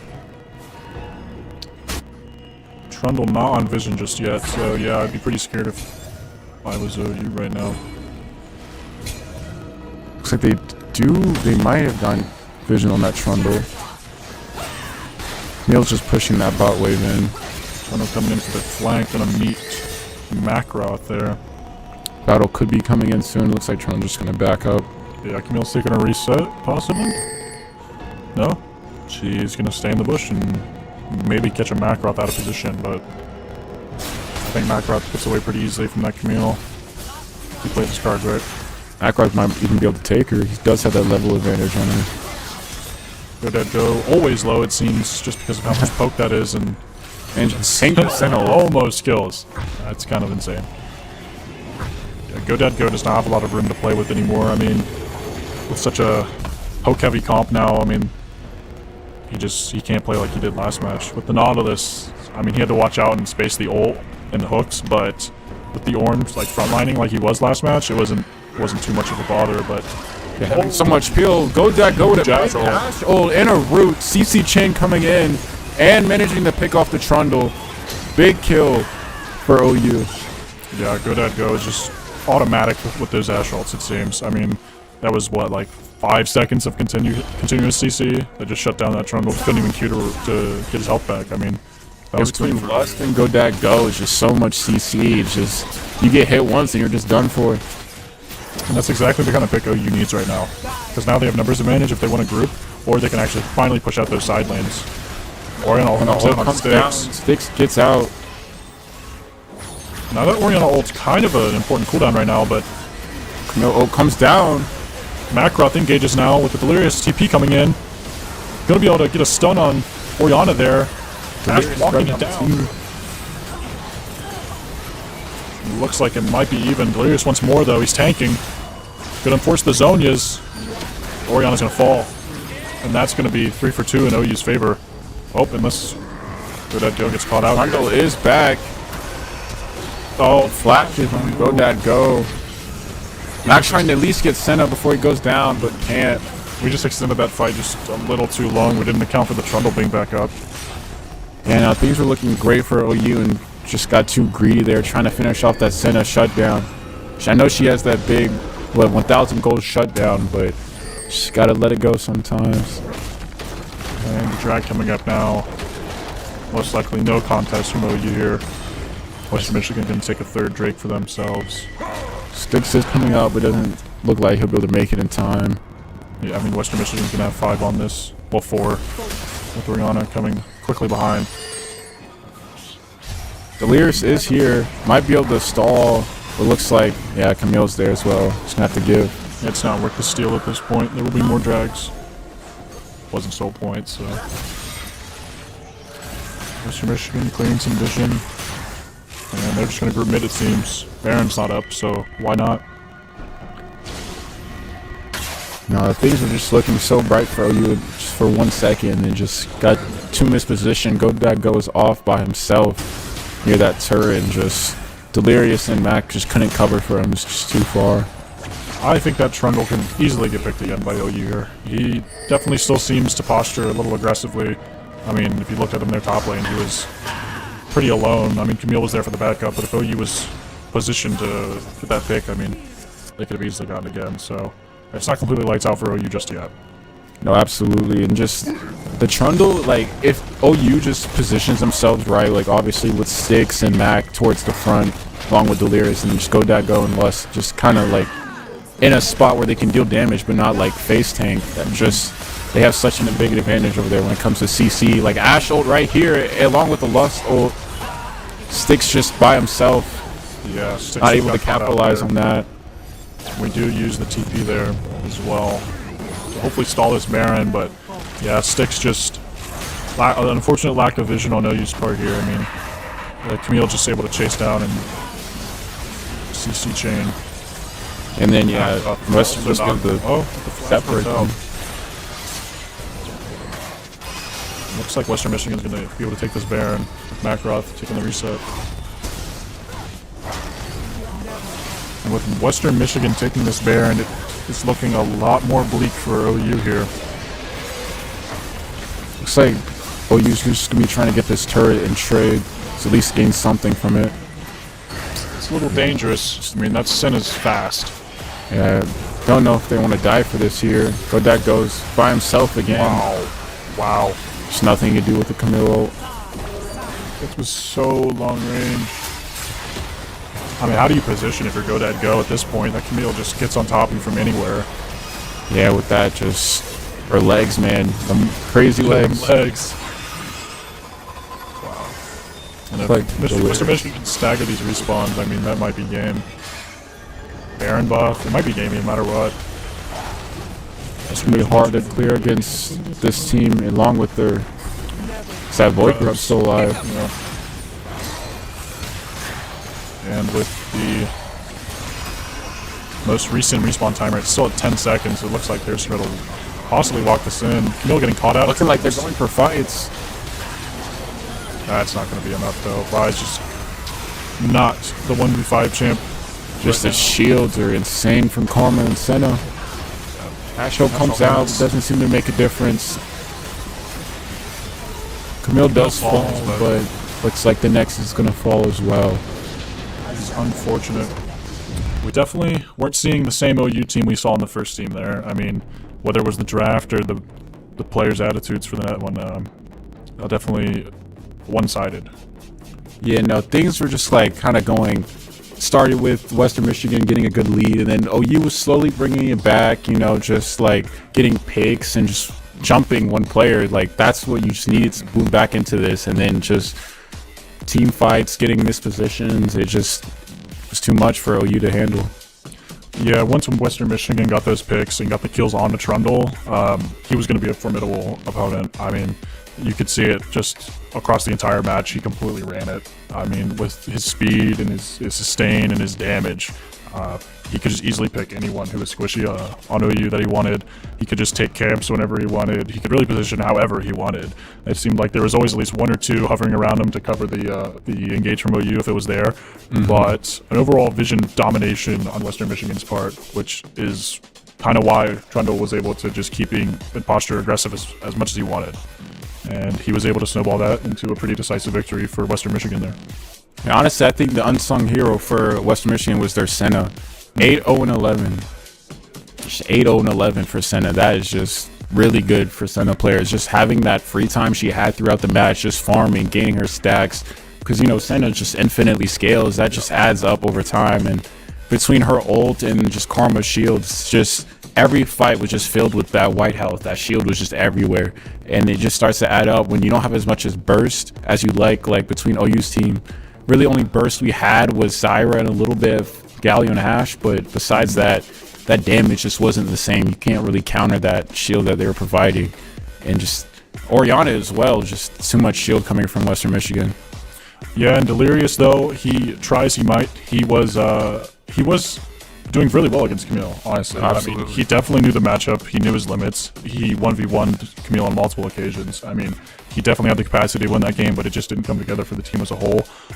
Same goes for Macroth. I mean, he was hitting huge 3, 4, 5-man taunts on Western Michigan there. But overall, in Game 2, it just came together for Western Michigan and not for OU. But we will be back for the third game of this series with hopefully a little bit different draft, because I think that's kind of what we need right now. Yeah, no, I definitely feel like our team was a little lackluster and just champion picks. But, I mean, hey, we'll see how it goes. We'll be back. Yep, and that is all from us at the casting desk. Stick around for Game 3 of Ohio University Bobcats versus Western Michigan.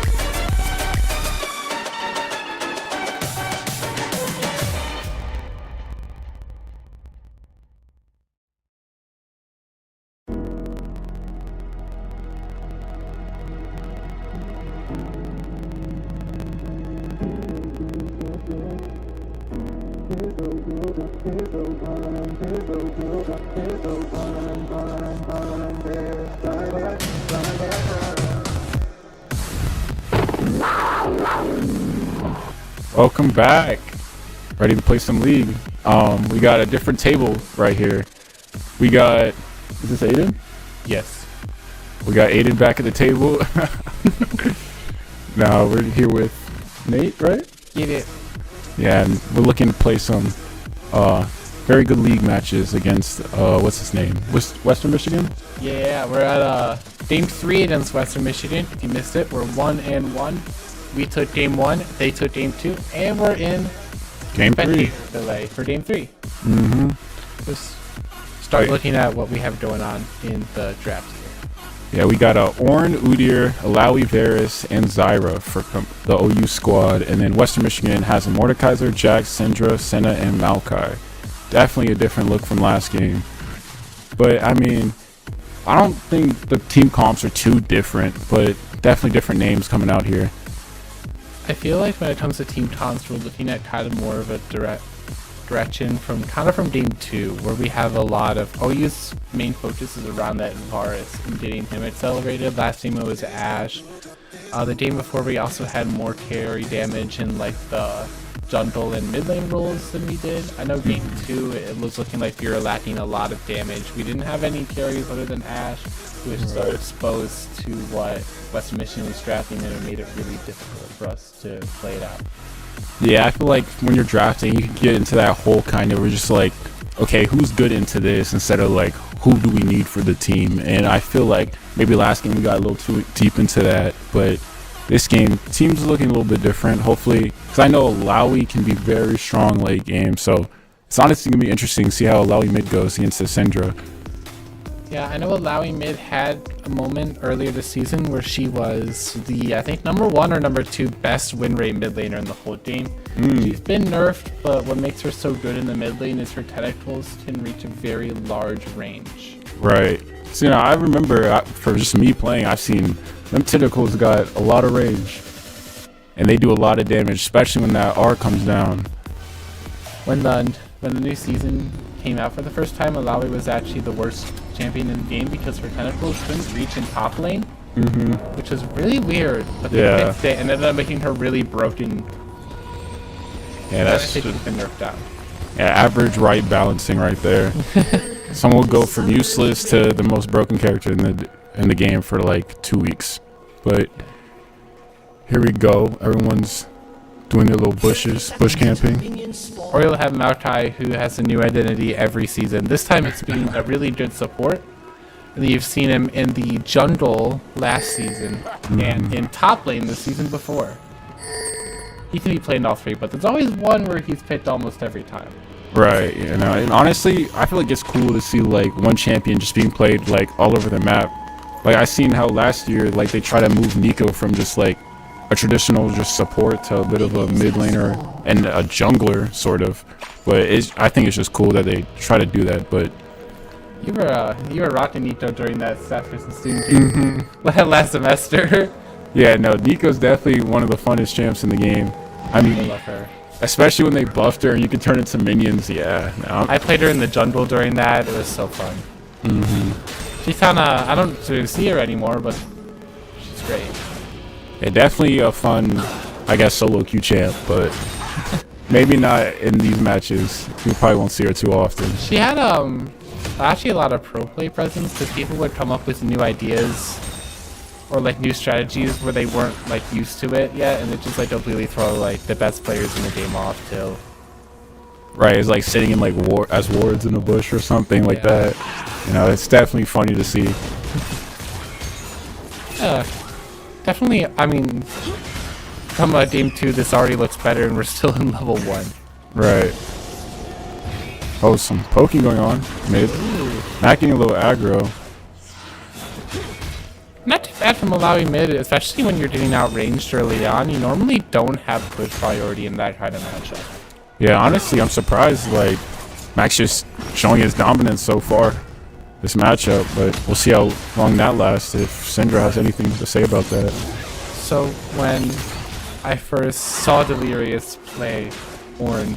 Every single game, he was like, we have to ban Mordekaiser in the earliest stages. So I want to see just how this matchup is going. Over a half a year since that kind of... Since he would always ban Mordekaiser. So I really wonder how that's going to look up in top lane. Definitely giving some push priority, but it's competitive. Probably around level 6 with the Mordal is probably where that matchup gets a lot harder. Yeah, we probably won't even see any like serious fighting or like engagements until either side hits level 6 as well. But no, it's definitely going to be interesting to see how he can deal with that. Like, I know personally, when you always ban one person and then you have to play against them because like the one time you don't ban them, they get picked. Especially in competitive. So yeah, no, it can be very tilting. Yeah. So let's just see if he can manage to stay in the game all the way through, because he definitely is very valuable to this OU team. Honestly, the lane most under threat this game is probably going to be our bot lane. I mean, okay. Some action going on down bot. See, I spoke too soon. I'm like, oh wait, Stitz is going to probably be first blood here to the Jax. A fight that looks really well, but we chase it a little too far. Santa's getting some good damage in. Go down, it's going to get the return kill on the Jax. He's a little too overzealous. He's going to chase down Maokai. Definitely looking to pick him another kill. Does have flash available, but Maokai doesn't. Maokai likely is going to also go down if he chooses to flash. No flash needed. That's 2 kills on the Varus this early on.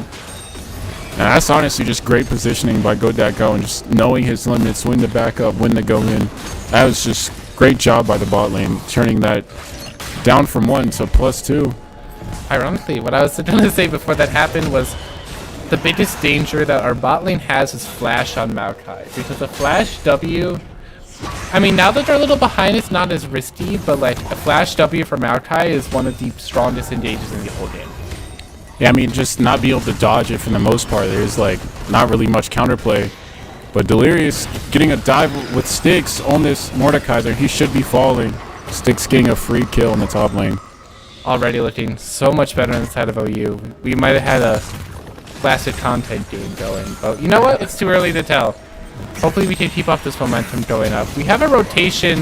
Definitely going to need to get Void Grubs since we're on the Dragon here. That's a for sure Rundo to us, unless we're throwing, honestly, if we don't get it, but it's okay. Yeah, no, looks like Western Michigan is just getting a free Drake right here.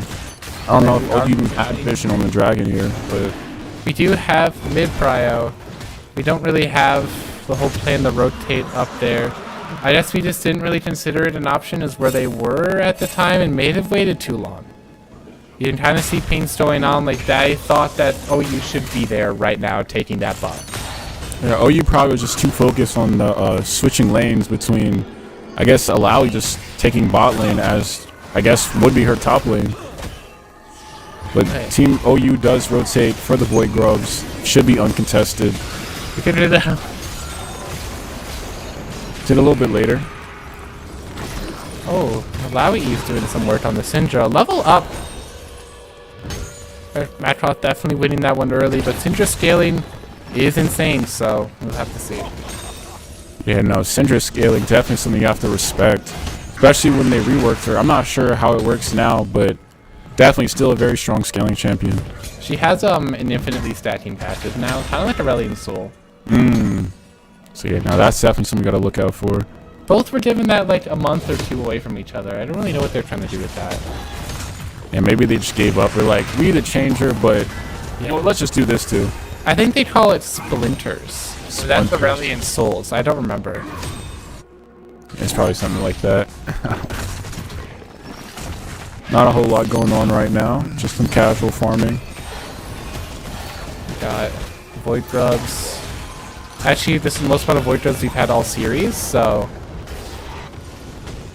Looks like Syndra did switch back to that mid lane, and Western Michigan's bot lane did show back up in the bot lane. See how long until they switch back. You see Syndra throw the Zyra player back at them? I must have missed it, but no, this is interesting. I've never seen this between like a bot lane just switching mid so early on and just staying there. This is a very prolonged rotation. Don't normally see this as often. Honestly, there's lanes for winning in isolation that I don't know if this is the right call. I'm gonna be honest. I mean, they're still winning now, but like I feel like Senna Maokai has a lot more slack than they did beforehand, especially after the first kill. Really, that just goes to show how much trust they have within Mac, just be able to hold down that bot lane by himself. Because as a champion, Alawi can definitely hold down a turret on her own, but Mac seems to be taking over that bot lane with keeping the wave pushed. Ooh, Jazz is posturing a little towards there. Is hidden by vision. Oh! Lust does get a ward on him, and a jump root on Lust. might be able to punish him here. Oh, he just gets out. Could have got the jump on Lust. Opted not to and just take the fall. Yeah, probably not trying to take any risk getting Varus 2 fed early on. A quick CS check. The top lane is doing better than last game. Everyone else is pretty even, but that bot lane lead. The Godag definitely making his mark.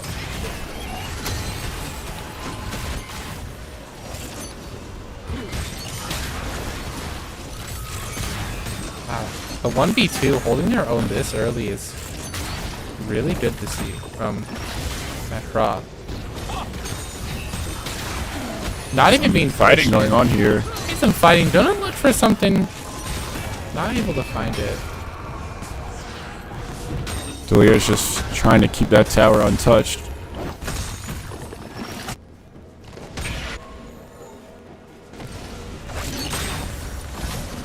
Definitely been a change of pace this game though compared to last game though. Definitely last game at this point, Western Michigan definitely was like in control of everything. Whether that be objectives, just vision throughout the both sides jungles. And there's just a lot of rotation going on from their team. This game, it feels like OU definitely has been the one leading in rotations and just, I don't use the word gank, but definitely has been moving around the map a lot more. Can't you believe that this map rotation is still going on? And I'm honestly surprised. It's just something I've never seen before, but honestly, it seems to be working well for OU, so. Likely to be able to get the next batch of void drums from it, which is a very needed thing in my, honestly, because we have Alawi, and Alawi's really good at being alone, but honestly, to stay in top lane will make it a little difficult to secure void drums if we do decide to go for it. But Jax is moving bot side of the map. Obviously, we don't know that, but void drums is still a possibility here. And honestly, I feel like having Go and Lust in that mid lane just allows objectives to be rotated to much quicker. It's just naturally having that 3-on-1 advantage or 3-on-2 advantage is just so prominent in this game. Ooh, we got all 6. That is going to have very long-term implications, especially since, in theory, the first 2 traits don't really matter too much. I mean, it's not Chemtech or Ocean Soul, so it could be like... Could be a Cloud Soul. Could be another Cloud Soul. We could have another Cloud, we could have a Chemtech Soul. What are we seeing? What are we getting? What are we Mac TP back bot might be caught out of position here with Jax behind him. Chemtech. Honestly, isn't that the worst soul in the game? Probably, because I know they nerfed it a lot, like, since it originally came out. Yeah. Or it I know they removed it and then brought it back. You know, because I remember like, it used to give you like another life or something like that. It was like, I think the map one was like invisibility too. But they were a like little too creative. Yeah, and they definitely took those out of the game quick. I love the new plants though for the soul. You know, they'll be giving you a lot of health. Finally, bot lane is gonna match the rotations from a couple minutes ago. They've been here since before the first void drums were taken, and they already have the second set. That's probably about 5-6 minutes of the early game spent in mid lane. Yeah, no, and then you can see the Western Michigan Syndra just rotated back. They gave up on just playing their normal roles.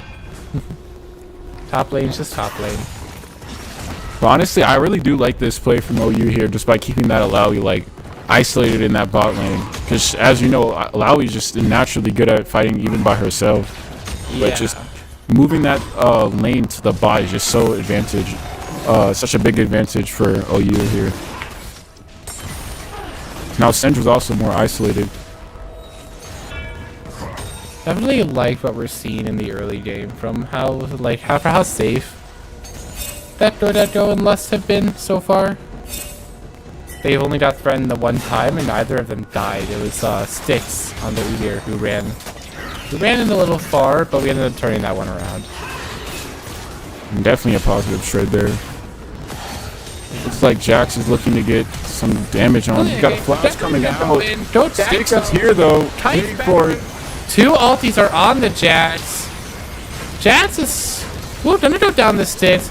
We're not looking to take the Maokai, but is posturing really far up here. Ira manages to get the Maokai. That was the ignite. Let's hear the Maokai. Dodecto stays alive. When honestly, he should have died like 5 times during that. Yeah, no, that was just a fight that turned well for OU. Just love to see it, man. His spacing's getting better and better since we've been seeing him, since he's recently picked up the ADC role. Pretty much a week or two before the first game. Did he actually? I didn't know that. But yeah, no, he's definitely been working and improving. I know I spoke to Aiden about it week 1. This team has a lot to work on, but they definitely have a bright future together. And it's been showing these past couple of weeks. Just once they got a little things down, the team's been looking so much better these past couple of weeks. Yeah, so our last broadcast is of NIU, which is about a similar skill level to what we're going against today. We've definitely have grown a lot in just the way we play around the map, where we're drafting different life picks. We also have another attempt. Gonna ult the Udyr. Watching that happen. Might be able to take down Sits will go down. They get away after a missed Zyra route. Not the best thing you want to see. It's interesting. Mordecai's managed to get out there. In a 3v1 situation, I feel like you could see a little bit more urgency from OU trying to get that pick. A lot of Predator pressure was lost, but they weren't able to take the tier 1 from that. Maybe if they got those 6 void drums. Definitely something to think about was in that Mordekaiser roll, it's hard to see in spectate, but you can kind of see Styx was posturing to fight Mordekaiser to keep him where he was, and it didn't look like that was the best idea. Like, he probably wanted to run to the backside, let Mordekaiser come to you and risk death, or nothing happens and both parties leave alive. Yeah, no, that fight was definitely just like, I felt like Styx didn't want to like fight too much, but he definitely wanted to like, cause I mean, you know, you have 2 of your teammates nearby, you want to make a play, Yeah. but it just seemed like kind of unsure what to do there. Styx is also both of Ohio University's deaths at the moment. The first death allowing who did ahead, and the second one kind of offsetting a little bit. Definitely has participated in almost 100% of the kills, which is another thing to look at. It's just as important as how much you die. Yeah, no, one way to think of it is if it's always the same person dying, then, I mean, no bounties given to their team. I mean, resets the shutdowns. It's not the worst thing to give one person all the deaths, so. I mean, look. Laui's almost taking down the bot tier 1 all by herself. And this just goes to show how strong Alawi is by herself.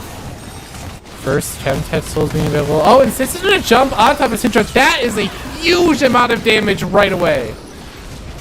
Syndra ult comes out in a flash. For some reason. This positioning from Syndra. And Ignite was left. Some kind of burn was left on her. Gonna live though. Lust is probably gonna go down. Freya should be coming up by taking down the Maokai. Laoya was placed. Not gonna do much. Dodecto has full power. The Q's gonna connect. Gonna take out the Senna. Chance is gonna look to return kill on Styx. It's gonna work, but that is 2 kills on the Varus. Great job by OU here. Definitely over chasing here. I mean, look at bot lane. That's a free turret. Honestly, Alawi should have tried it back and killed it. Looks like she just noticed that. I think she might be heading bot or might be setting up for this Drake here. But a great fight by OU. Unfortunately, Lust was out of position early on, but did manage to just stall for the rest of her team to rotate around and help get that pick. We've had it kind of like this thing all 3 games. We're kind of slow to make decisions. I like to say how we are talking a lot about where we want to go. Part of it is just intuitively knowing what to do next, which happens just within like these players. Because we are risking a lot here. No jungler's alive.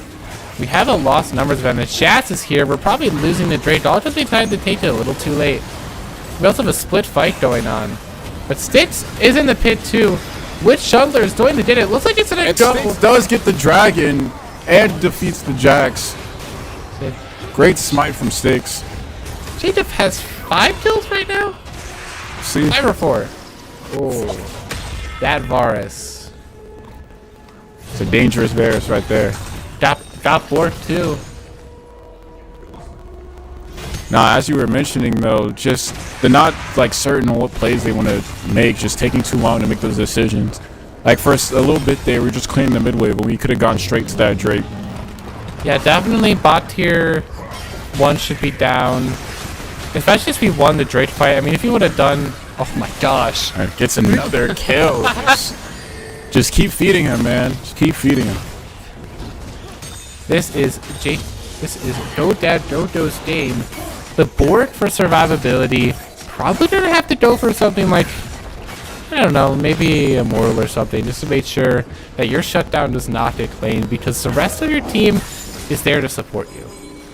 His life is under danger. For GoDad Go, when you get a lead like this, just living is like one of the most important things. As we say that, Western Michigan goes all in to defeat him. The buffer of the flash of the Maokai W is really nice. Allows the return kill. Wouldn't that being that shutdown? I don't remember. Who do you think it was? It was, ooh, Seta. Yeah, Senna did get that shut down.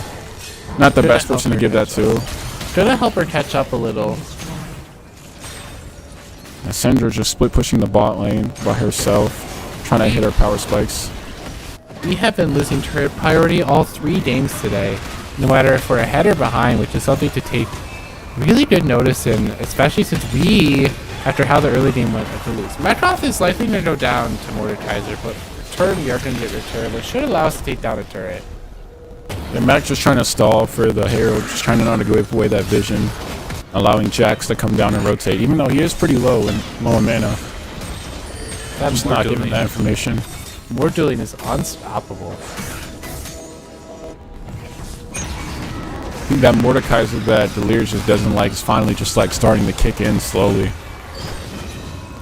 These sticks, he's gonna hold them off. You do have the first Baron of the map coming in. Already been 20 minutes into this match. And 18 kills. Almost a kill 17. Almost a kill a minute. A lot more exciting than some of our earlier matches. Yeah, no, 3 dragons have already gone by. Objectives have definitely been a priority for both teams in this match. No more ult, which means that he is going to be exposed. Go Jack, go with the ults. And if Lust gets a free kill, don't know if that was intentional or stolen, but Lust just walks away with the kill there. Or ulti up. A lot of people closing on mid. They're going for Starting a the 1 Baron minute early. Baron Wow. with 3 members that might have been shown on vision. Ornn doesn't have to move in. This will be a deciding play of the match. Both sides do have their junglers. Oh, looks like we're going to see some jumps over the wall. I don't like this at all. This could go either way. This is going to go in. Lust gets the Baron. Catches the Jax out of position. Gets 1. Turn O coming down. Maokai O comes back. Looks like both teams are just going to separate. Lust with the save. Neither jungler gets it. If that would have went to Jax, that would have slowed down our entire advance. Yeah, it looks like Jax didn't even get a chance to smite. He still has a smite up. Absolute crazy. Lust has been doing really strong this game. Getting some kills, getting the Baron. Lust is the AD carry and the jungler this round. Yeah, Lust has definitely been putting in her work right now, and it's been showing just between the kills, like you mentioned, just everything. She's just being there. The presence is just enough. When Zyra and those plants on the Baron, the plants tank and they do so much damage towards that Baron. It's just so useful. Honestly, I feel like the Zyra has been working so much better with the Varus than the Ashe. Honestly, I think that's just his Karma, which is banned by Red Side, was a must. Karma carried games 1 and 2 on both respective teams, which means that it was likely our first pick cryo on our side that was likely taken. Yeah, I'm not sure what our first pick was, but I just know that once we got that Karma out of like the match, if we're not having Karma, we definitely don't want the other team to have Karma. Yeah. It just shows how strong Karma has just been in these matches. I even know in other weeks, Karma has been a game changer. I think Karma was the most hit champion in last year when those stats were released, so that was impressive because that was before she can also be played mid lane. Yeah, when she was just purely used as a support or I guess even a top laner. Whoa, Oh, Mac the taking a flag by Mac. 2v1, a confidence booster. Mordekaiser ult does come down. Mac just tanking That the damage. That was unnecessary, but it was really flashy. Mac was really And also- confident in himself right there, but All the tentacles that proceeded to miss. a ping comes out from Snakes. Would have stepped in the bush there, would have. Yeah, it looks like Jax is confused a little bit himself. Senna stun comes down on Kodak. Scary Mordekaiser. Where'd it go? Maokai ult danger. comes down. Less backing off from the Jax. Looks like some fights going down mid. Dodo is in a lot of threat right now. Pretty good though. He's not in a good spot. Mord should be falling here. Looks like Lust does get the pick on the Mordekaiser. Jax does take down Varus. Sticks versus Jax. Thunder 1v1 going 1v1. down here. This Trying to spike- stall for Delirious to rotate. Lust can catch him off guard. Senna ult comes down on Lust. Just, wow, great Senna ult from Western Michigan to take down Lust and get Jax out of the fight. Hey, look at the stats. How much kills has this Jats amassed so far? 5. 5 kills. Jats is a champion that can solo carry a comp. Mordekaiser, very similar. It's something that the team has to look out for. And one thing they've definitely been sleeping on is that Syndra. You see 200 CS already. 0 kills, 0 deaths. All she's doing is just farming, just trying to scale. So we definitely have to start keeping track of that Syndra here. Definitely very exposed. And have to position pretty well for these next 5 minutes before the Varus flash comes back.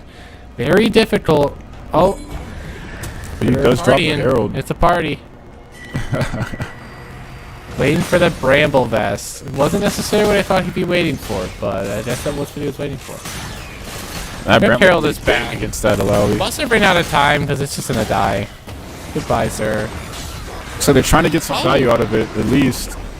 I don't really know if they... Odak Oh, hopping got on turned it. into a wall. I think they're trying to keep it alive as long as possible. Macroth is rotating. Nope. Both teams just committing 3 players to this mid push here. Trying to get that Herald to hit. If this Herald can hit, that don't could think be it's gonna hit. crucial. Oh, it goes down. They take it down with the smite as well. It's like Western Michigan's going to be collapsing on Delirious in the top lane. Some pings coming out, and he backs up. Gonna respect it. Gonna bot backwards. Both teams just looking to rotate and collapse on these solo laners here. University is on the front foot here. We have the mid prio and we're top prio. Jack's trying to look for a pick on Lust here, but just going to back up to the jungle. Definitely can rotate on the Mordekaiser. That is an option, but Mordekaiser ult, which was shown earlier, makes that not the best idea. Mordekaiser is going to respect the fact that there is a possibility, though, and will be stepping back. Gonna find where they are. And Mordecai does get vision on Sticks here as they back up, just go back to the mid lane. Jax is in a position where he could get isolated, but looks like OU does not know. Jax trying to look for a pick over this bush here. OU's just trying to get this tower, it's just so low. Syndra rotated to the mid lane as well. Stun's coming out, Jax jumps over the wall. Lust just gets caught out of his position. Go tries to save the ult, but just couldn't do anything at that distance. Jats is starting to become a problem as this game progresses. And both teams just scale very hard, and it's just Oh! Mordekaiser jumps over fall the down. ult on Spades Godak. is likely gonna follow. Gonna be spacing Mordekaiser pretty well in the ult. Godak manages to live, but It's just an insane choice going for this 3v5 here. Big Alawi go ult coming down. Alawi does fall early. Just not tanky enough. Baron's gonna be up. That's likely gonna go to the side of Western Michigan here. Some really bad picks as we're pushed far up in mid lane. Yeah, and it's really just been showing that between the Syndra and the Mordekaiser, just what happens when you allow like these really strong champs to just farm. Like as we can see here, Mordekaiser 250 CS, Syndra 229. It's just that CS just adds up early on. OU is pretty good looking on the CS, but just when it comes to damage, it's just you're gonna just the Western Michigan champions, the ones that do the majority of the damage, they're just taking the lead. The ones who aren't too fed in CS are fed in kills. It's all the small things just add up and just give them the advantage. Even in gold, little ahead in towers, even in dragons, ahead on void drums.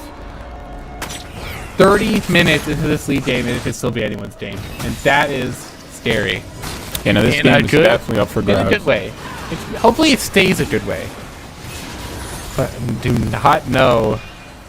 Chemtrack is going to go over to Western Michigan. Western Michigan's going to be ahead in gold.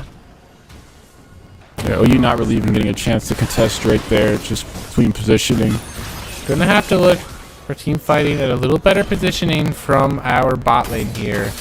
Having a strong protection early on, but as the damage against them grows, they could become very exposed. And when it comes to late game like this, it just when everyone's champions are coming their strongest, it just comes down to between the one-shot characters and the tank characters. OU doesn't really have that many one-shot characters, so their positioning is just going to be very important here.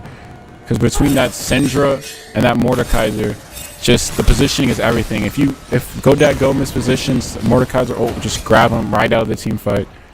And that can be like the entire fight right there. As he is most of the damage for this OU team. Yeah, Macross has actually lost a lot of his power in the side lane. He, of the 4 solo laners, is the lowest level. And you do not want that on a Kali. Lowy. Yeah, Lowy just comes between her pure strength and just dominance, in which you have to respect. And I know their Jax, I believe, had gotten a Bramble Vest. Jax is pretty powerful right now. Definitely someone to look out for. The amount of team fighting that they have going for themselves on the side of West Michigan will make the end of this game look very spicy. This is a really aggressive move by Stitz here. Gonna be in between 3 of them. For the ward. CP immunity. Lust might be pushing a little too ahead here. This is definitely not something you want to chase. That ward is level 18. That ward is a threat right there. No one is even 17 on OU's side yet. This game is slowly slipping away from Ohio University control, but we definitely still win back in a couple deciding fights over this 3rd Baron that is coming soon, and a potential Drake fight on the way. One thing you could do is just look at the red in the map on the bottom right. Just see how much control the map Western Michigan has. Hysteria, you cannot walk up to push these waves out with how much control is around the bottom side. The control ward. High new Senna with like the big force. Give Rella a run for her money, maybe. Honestly, you should use it as well. You know, some of these skins, you don't even know who's playing who at this point. I know, for someone like, I don't know if it was like the set before the Heartsteel skins, but some people are like, I don't even know who this is, like just looking off the cover art. I see that every new skin thing now. It's not kind of crazy. I don't even know what the new skins are. I've stopped paying attention to that. Yeah, no. They look cool though, don't get me wrong. Yeah, I feel like there's like I don't know how to describe it, like there's too many now. Yeah, right, just trying to make their money. Can't blame them. You have so many champions having a different skin for each, and then you don't really have much ideas. Oh, like some this is gonna be going in the fight. Alawiel's been used. Mortal is still up, and that little damage has been done to Mordekaiser. Gonna hold it. And we're just walking away, choosing his fights wisely, despite having a two-level advantage on the Alawi here. Barsar is gonna miss. Oh, you might want to watch your positioning here between having that Mordekaiser kind of in between them and Mac. Just looking like some poking going on from both sides.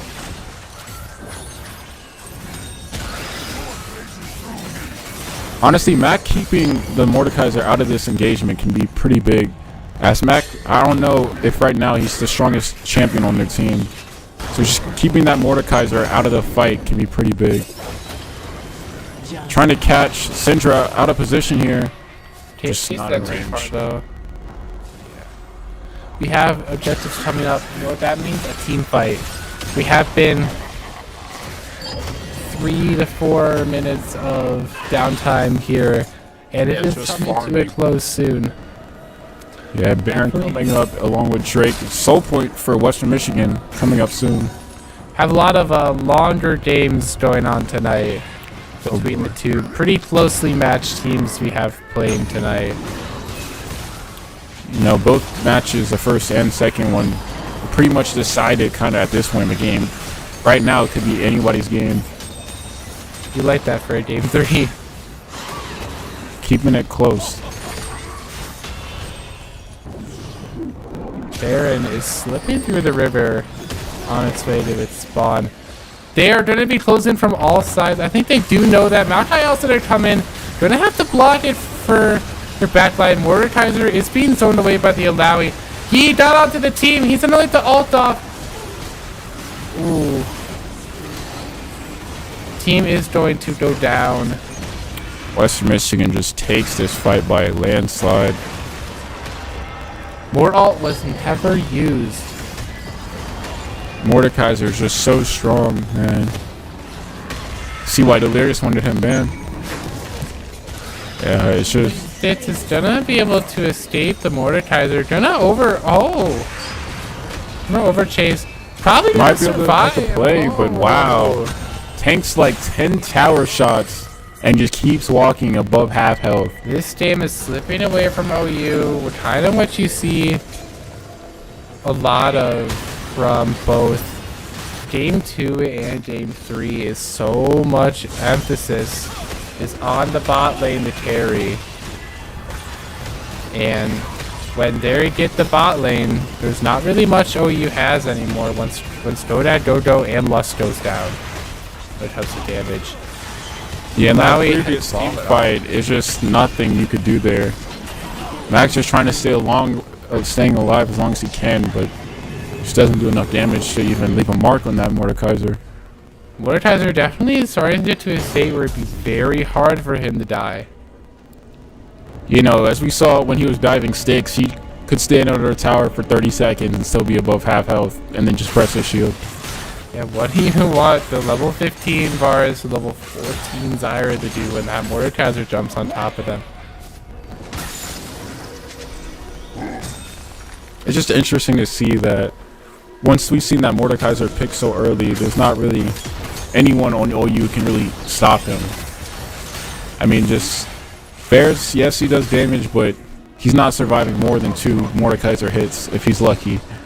Those Qs are just smashing his head in. Just Western Michigan just slowly pushing every wave. Game is looking difficult for OU. Might not be over yet, but we went from even to 6k gold behind in an instant. What this is going to look like as we approach the end. No. OU just trying to hold the lanes, trying to catch people off guard, like this Syndra out of position maybe. Delirious just gonna give, knowing that Western Michigan is rotating over. See if Delirious notices.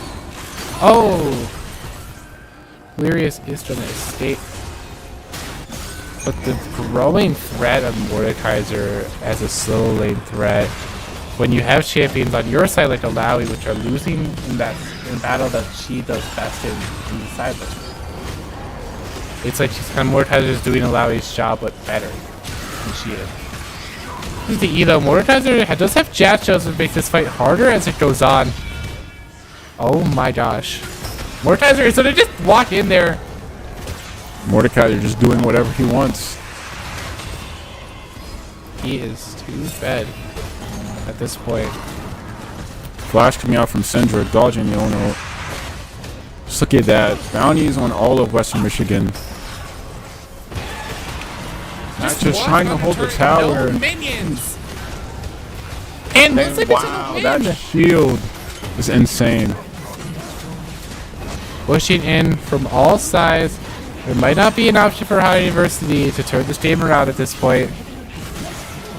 And Western Michigan just collapsing in with minions and Baron everywhere, grabbing all the inhibs. It'll be very hard for OU to pull something. and come back here.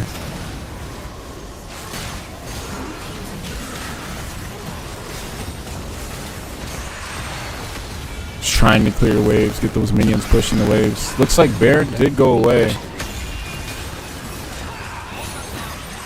But it doesn't even matter when you have a Mordekaiser like this.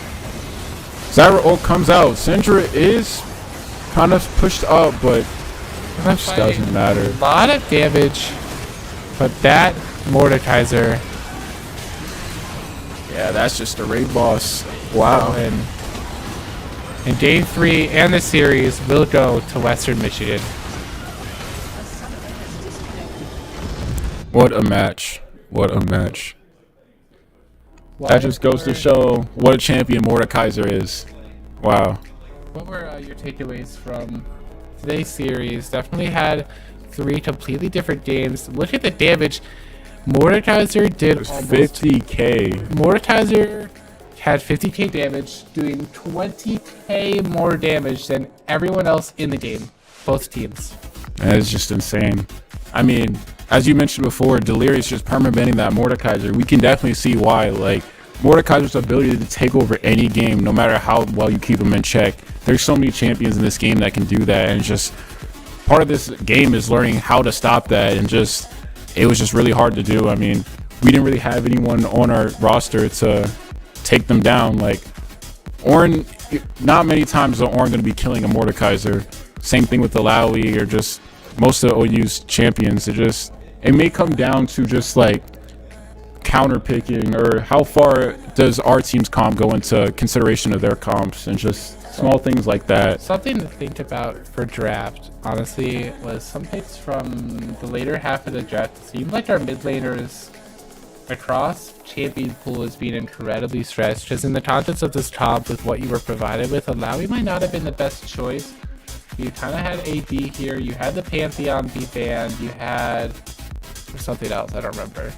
But pretty exposed. Aatrox, which is a common pick from the Macross, pretty exposed champion pool with the Alawi. Also seeing some very explosive play ideas, but nothing from the Alawi really came together outside of early laning against Israel.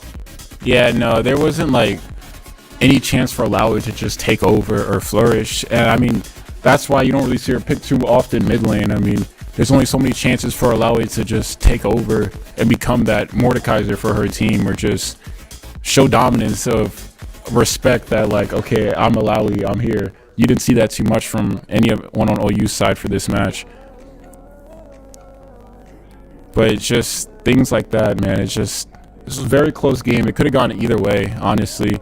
If we see Alawi get fed here, I mean, it's a completely different game. Yeah, definitely the battle between Alawi and Mordekaiser. If Alawi got fed over Mordekaiser, a lot of our mistakes early on went to Mordekaiser in Jats, and that hurt so much later on, even though Senna honestly really wasn't carrying this game at all like he was game 2. Yeah, game 2 we saw Senna, once she, I don't know when she chose to lock in, but once she showed up in those fights, she was everywhere. Senna, she definitely had to impact this game, but she was not there she was not the game changer in this match here.